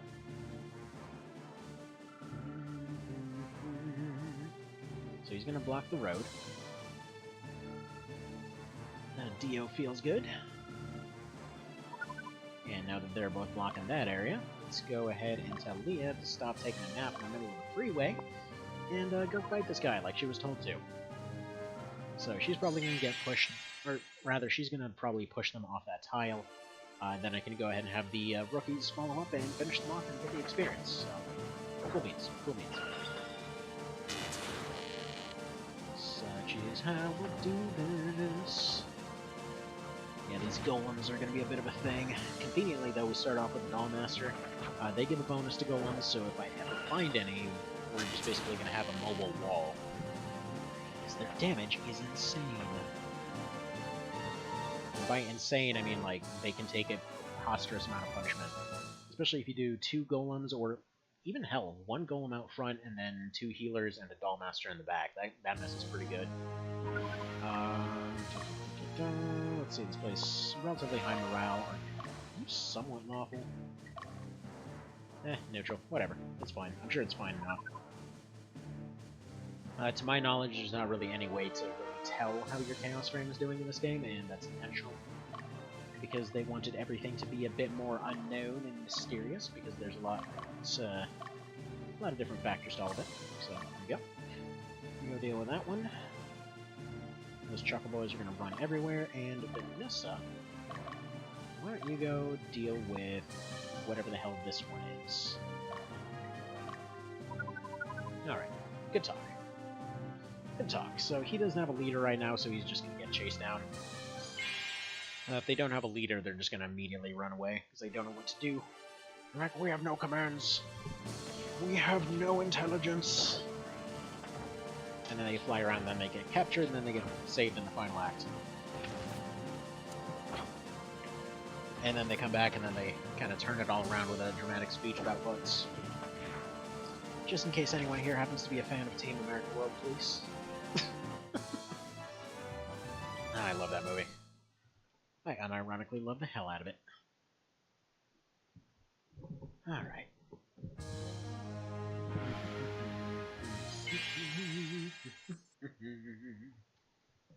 There you go, little flying donkeys. Can we maybe hire some of these? Can we hire some of them? By the way, this lady is really confused because she's a dragon tamer using 2 gremlins in her party. It's like, yeah, check it out, I'm gonna train these gremlins so hard that they'll turn into dragons because we're apparently living in Pokemon land.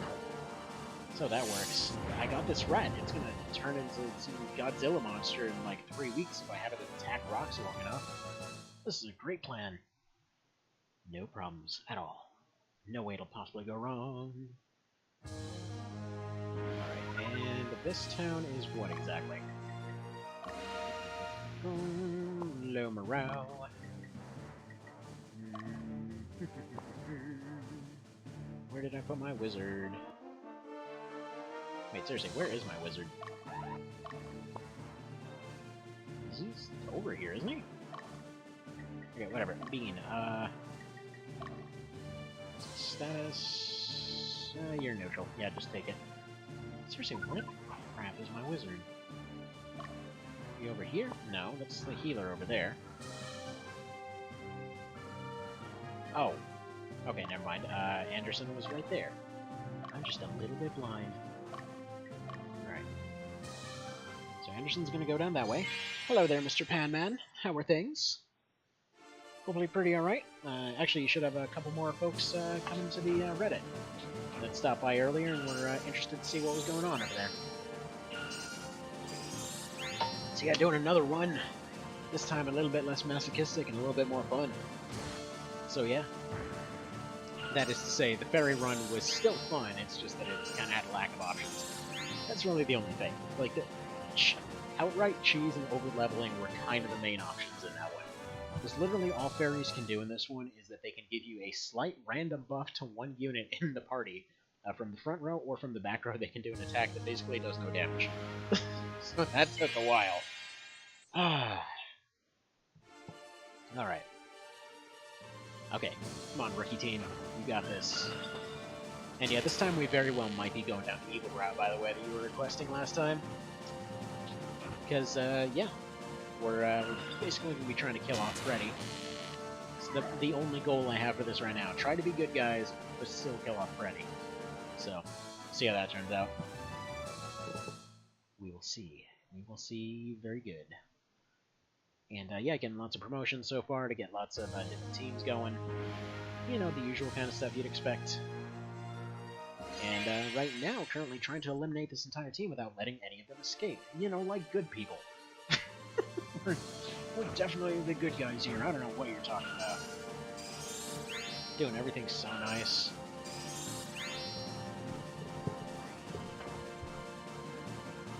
So what's been up with you there, Pan? Any success with your runs recently? I think I saw RA2 there, which I specifically stopped by for a couple seconds and then left because I didn't want to get spoiled. And then today ended up going and watching part of a Carcinogen run of it because I make sense and am consistent like that. Which actually, specifically, the only reason I watch that is because if you ever want to watch a run of anything Resident Evil related, but somehow want to watch the entire thing with surprisingly minimal spoilers, just watch Carcinogen. Because, yeah, the guy does really specific speedruns and tends to skip like 90% of everything, so you can still enjoy the thing while still enjoying a good speedrun, you know? It's just really fun to watch. And yeah, that thing looks amazing. Besides, to be honest, whenever I do manage to find a way to afford that game, I'll probably be playing it mostly for the roguelike elements. Because yeah, they're adding a roguelike mode. Just really excited about that. I don't know, just way more excited than I should be about the roguelike mode. It's like anytime they try to do something like that, it tends to go really well. In fact, they kind of sort of had one like that with Madhouse, I think it was. Or was it What's His Face Must Die? I don't know, one of those modes where it just like randomized a bunch of stuff all over the place. That seemed pretty awesome. And then if they took that concept and then expanded it to the entirety of the game, that's exciting. Some exciting stuff right there. Alright, Mr. Anderson. I think you're reasonably fast, so you go ahead and deal with this guy. Barbara. Or, not Barbara. I always want to call her Barbara because, last turn I had a Valkyrie named Barbara. You go that way, you take out that one. Mr. Bean, you go ahead and assist in that elimination. All of these guys are just going to go ahead and finish off this Mr. Man over here. And then, I'm going to have these two squads right here assault their head base. And then everybody will just go ahead and gang pile in there, and we'll eventually win, and hopefully not take too many casualties. Because with Debonair involved, the odds of casualties are pretty high. Also, I think we might need to have the full trainee squad coming in for this one. Hopefully not.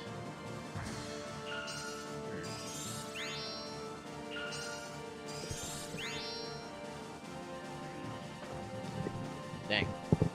Somebody is moving extraordinarily loud over there. Like, I can't tell if they're moving, or if they're moving in, or moving out, or friggin' having some kind of MMA match upstairs. I don't know what that is. Man. That is just some weird crap. Oh, and those guys escaped. Right, I guess they don't need to take that road south. Then I'm blocking it for no reason. Alright. So these guys are going to go ahead and attack this one several times. They should be on the verge of a promotion anytime now. So if they're the ones to eliminate this team, then yeah, they're going to be able to pull it off. Hopefully with little to no issues. Oh, and by the way, Pen, another quick notice for you is, yeah, right now I've finally eliminated, or rather ended, enough runs at one time where I can consistently go and just do one run per week. So, yeah, they're actually going to be consistent and crap now. With one exception that Fridays are going to be a Xenanon day, but, you know, that's kind of just its own thing. Because that's a run that I've been... I mean, that one does not end so easily. We're talking about a XCOM-like with, like, over 1,000 research projects, so it's just, you know, it's a little bit, just a little bit of a long game. Just slightly. But yeah, that run is... Let's see, I'm almost at the point of being able to get Praetor, which is the final armor, I believe. So it should be just about a tier 3. So that's basically getting into endgame. I haven't seen battleships and crap showing up yet, and quite frankly, I don't want to. Because apparently there's like immortal robot T-Rexes and crap at that point. But, by the way, those aren't even my words. Somebody literally said, hey, I encountered an immortal robot T-Rex, is that correct? And he just replied, yes. So yeah, that's, that's gonna be fun whenever that happens. As if I'm not losing the run hard enough, but he specifically gave me a hint for a specific type of unit to capture that may... Apparently I've been going out of my way to capture a bunch of stuff for a completely different thing than I thought I was, and I'm like one piece away from actually getting the best armor in the game or something. Even though I've wanted robots this entire time, and or antimatter guns, but whatever. You know, we'll finish that run sometime. I mean, it's a crazy long run, so there's that. Now, do they get promoted? Did you promote? No. Dang it. Whatever. We'll get a promotion someday out of you guys. One day.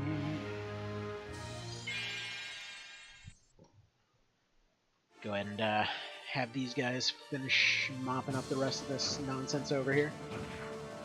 Swordmaster in particular, I believe drops a broadsword or whatever it is. Either a broadsword or one of them drops a claymore. So that should hopefully get us a swordmaster or a fencer at the very least. So that will make us some progress that way. Oof. Okay, we just lost a guy. Crap. I don't want to be losing guys. I've only got like 30 of those to spare. Bah. Friggin' humbug and crap. But that's fine. This is fine. That's why they're training right now. That's why they're getting their training in. They're all getting their steps in and stuff like that. Now, Ziegler, I'm gonna need you doing stuff, so you go ahead and camp. Actually, all these guys can camp. Just go ahead and get yourself patched up in this city here.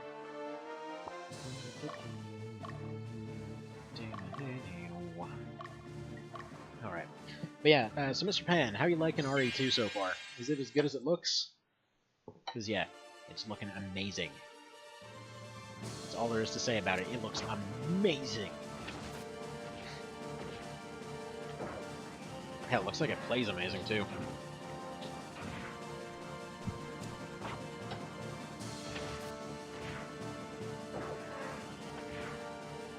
Because, yeah, Mr. Cow was doing a run here, or rather, he was doing the demo of it recently. And yeah, looked like he was enjoying it a good bit too.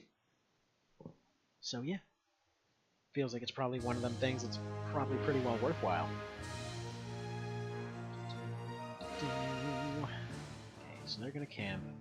I don't want to take more than a few days here. I believe you still get judged for the number of days that you take.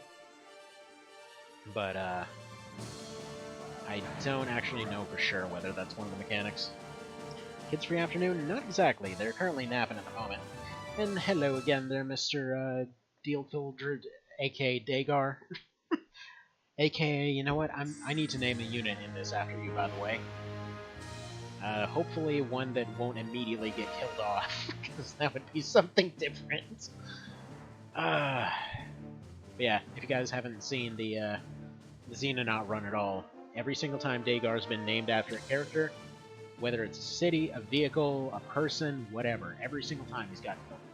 Oh, this Spencer's a douchebag. Okay, you know what? No, we don't have time for this. You guys, take this town before they can take ours. Please. Come on, Dio, you got this. Come on, Dio, you got this. I believe in you. Oh, you're like a pixel away from it. See, I don't even know how Ogre Battle works, but go ahead. Technically speaking, since this is a no revives run, I mean, you could consider that it works similar. Oh crap, he's just gonna guard everything, isn't he? Oh boy. Mr. Guy is gonna be... Oh man. Oh man, he's almost killed off Dio. Screw it, you need to run. Yeah, so it should be said that Debonair is a bit of a good guy. Well, he's a bit of a good fighter. Right, so we're gonna go ahead and... Yeah. I knew it was coming, but dang. Like, at this point, I might as well have these two retreat. So they're gonna go ahead and go this way. Mr. Anderson, you go up here.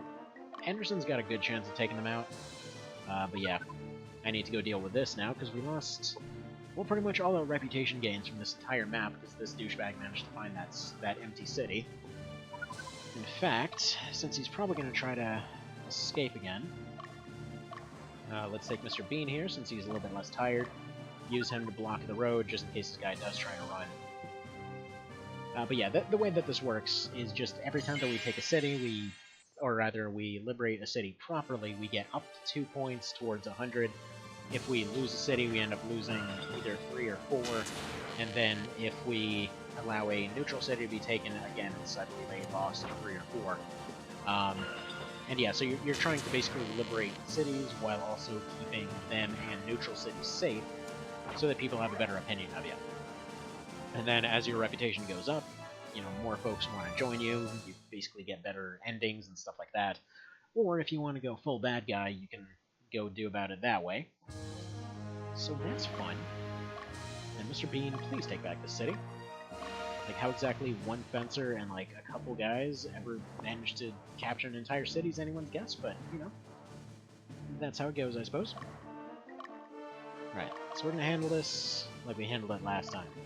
Basically pile everybody outside the city. Everybody that's fighting fit, anyway. So, again, basically everybody. So we capture the city, she's going to go finish that one off. Bean is going to go back to support the attack over here. And then we are slowly but surely going to whittle them down. So you're going to go here. Obsidian Sphinx, you're going to go here, and you're going to just sit right outside the city as well. And then they all pile in at the exact same time, so you just kind of do a coordinated thing. And yeah, they will whittle down his health until finally he's gone. So, alright.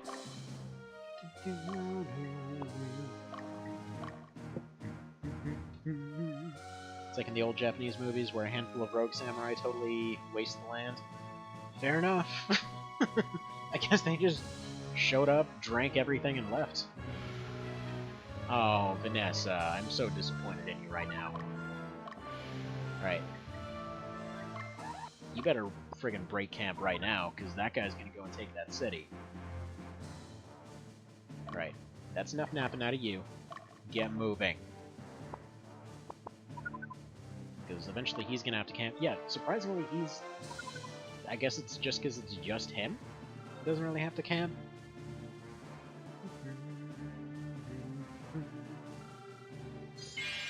It's funny how fighting doesn't actually increase their fatigue, it's only marching. Alright, come on, finish him. Stab. Friggin' random rogue samurai. Wasting my entire town. Because, yeah, in theory, I got like 4 or 5 points up from the entire map, and then he just came up and was like, yep, let me delete all of it. But at least he was the guy that dropped the Claymore, which is funny because it's actually an upgrade over the standard weapon that they use, and I can't get a fencer. Because technically speaking, I don't have the means to make one yet. Right.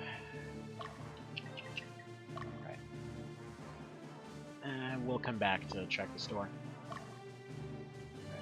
He's over here.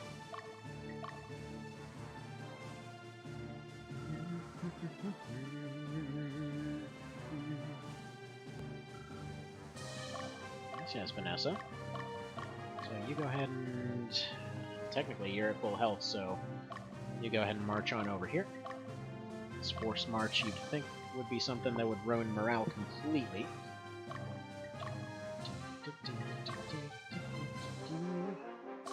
Alright, he's almost healed up. I just want to make sure that he can actually survive the fight, because he's really useful later. So you gotta buy a Chinook to transport the troops faster, clearly. Funnily enough, you can kind of do that. So you weren't here for it, but the first run that I did, there were very few options left to make that run viable, because it was fairy only. Because they're basically the most worthless unit in this game, even though those basic little soldier guys do more damage than they do. So, they give you an item for your birthday every single year. So if you let yourself sit there until you become 100 years old, you get a bunch of really good stuff, including one of the things, which is the Sleipnir carving, I think, something like that, or carving of Sleipnir.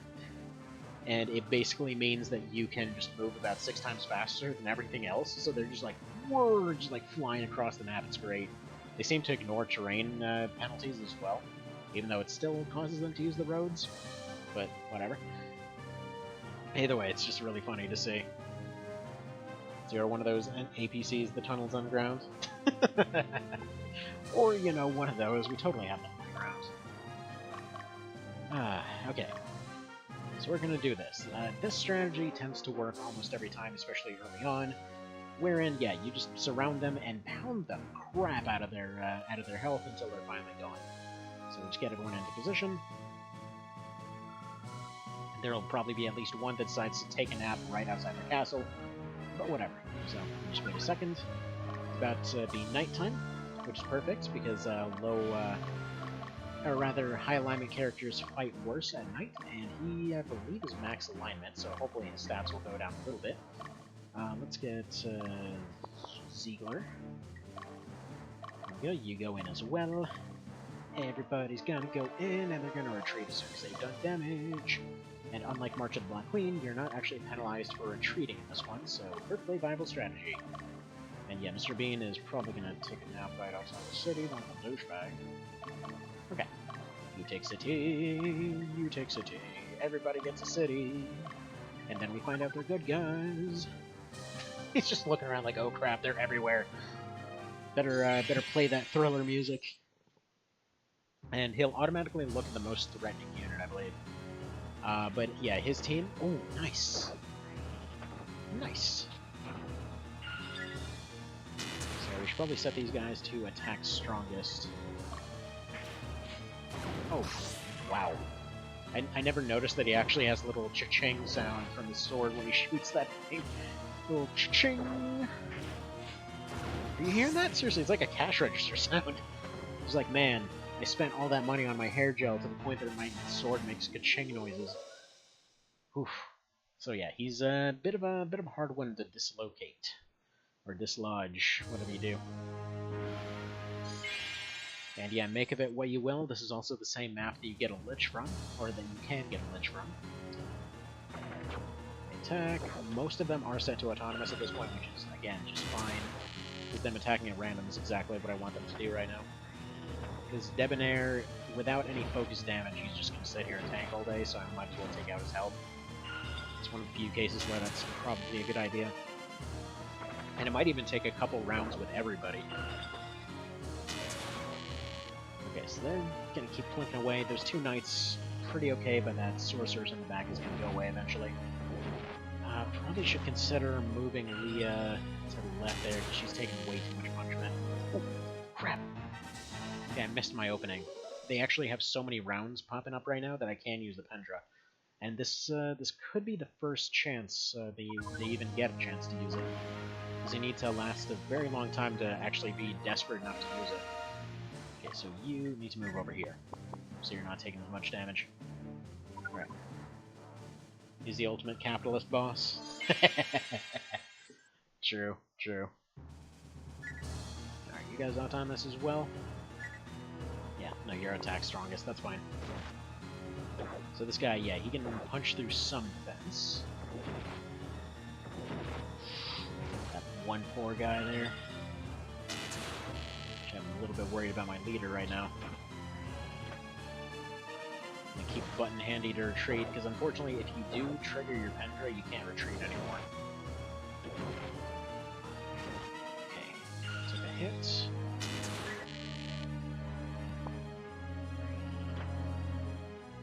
Okay. They survived, but they're out of the fight. Or no, you know what? I have healing items. If they do need to go a second round, I'm gonna go start passing around healing items. We've still got 5 more squads to attack. 5 more squads coming in. Now, I'm starting to see my kiddos moving in the background here, so I'm gonna have to wrap this up probably after we take this capital. So if anybody has a suggestion on who they'd like to send a raid to, please go ahead and pop that name in the old chatty type dealy there. Oof, that guy just got friggin' bisected. Poor bastard. Pew pew. Just sitting there deflecting lightning like the man that he is. Manly man. Stop bisecting everyone! Almost got another Pendra. Almost got another one. Yeah, I'm not seeing anyone that went live recently.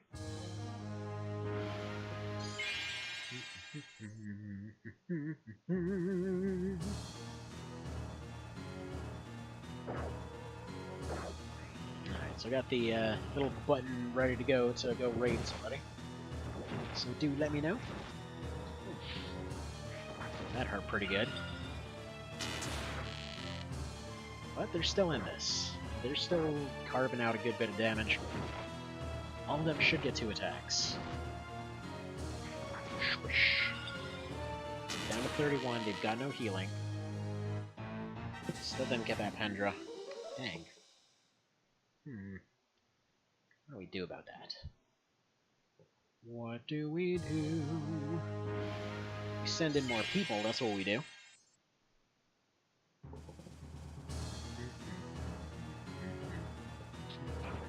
And if by any chance a team with some soldiers in it ends up winning this fight, they're basically immediately getting promoted. Though it certainly won't be this team by the looks of it.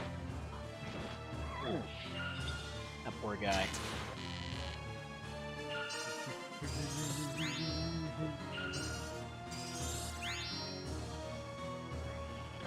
Come on. Come on! Don't let Debonair kill everybody. And once again, we're triggering the Pendra right at the very end of the fight. So somebody... Can anybody take a quick peek real quick to see if anyone else is like doing some Ogre battle or Tactics Ogre or something related to this to send a raid to? Would greatly appreciate it. Might be some pretty good stuff. Nice. Okay, so Dio's got him. Little soldier's got him. Little soldier's trying to get. Come on. Come on, little soldierman. Hopefully the Amazon or Dio gets the kill here. Okay, they're still standing. Yes! Okay. They got the experience. Come on, promotion. Ah, they didn't quite get the promotion because they promoted earlier, of course. Why wouldn't they? Why wouldn't they? Pop some more fireworks. Fantastic. Got a champion statuette, so we can give one person a promotion, though I will point out again, it just makes more sense to sell that statuette and give several trainings. Oh well. Let's see. Definitely no match, if you say so, dude. Like, oh, if I'm alone, you know, let me just introduce my guy with a whip back here. Apparently they've been preparing to retreat this whole time. I was like, yeah, I can just solo your entire army for the most part. So we're just gonna leave now. He knows he's got the stats.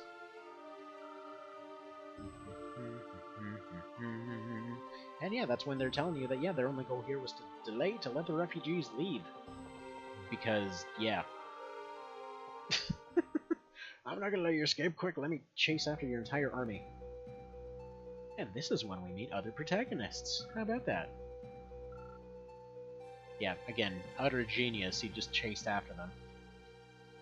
What a smart person. Still waiting on that raid name. Literally anyone.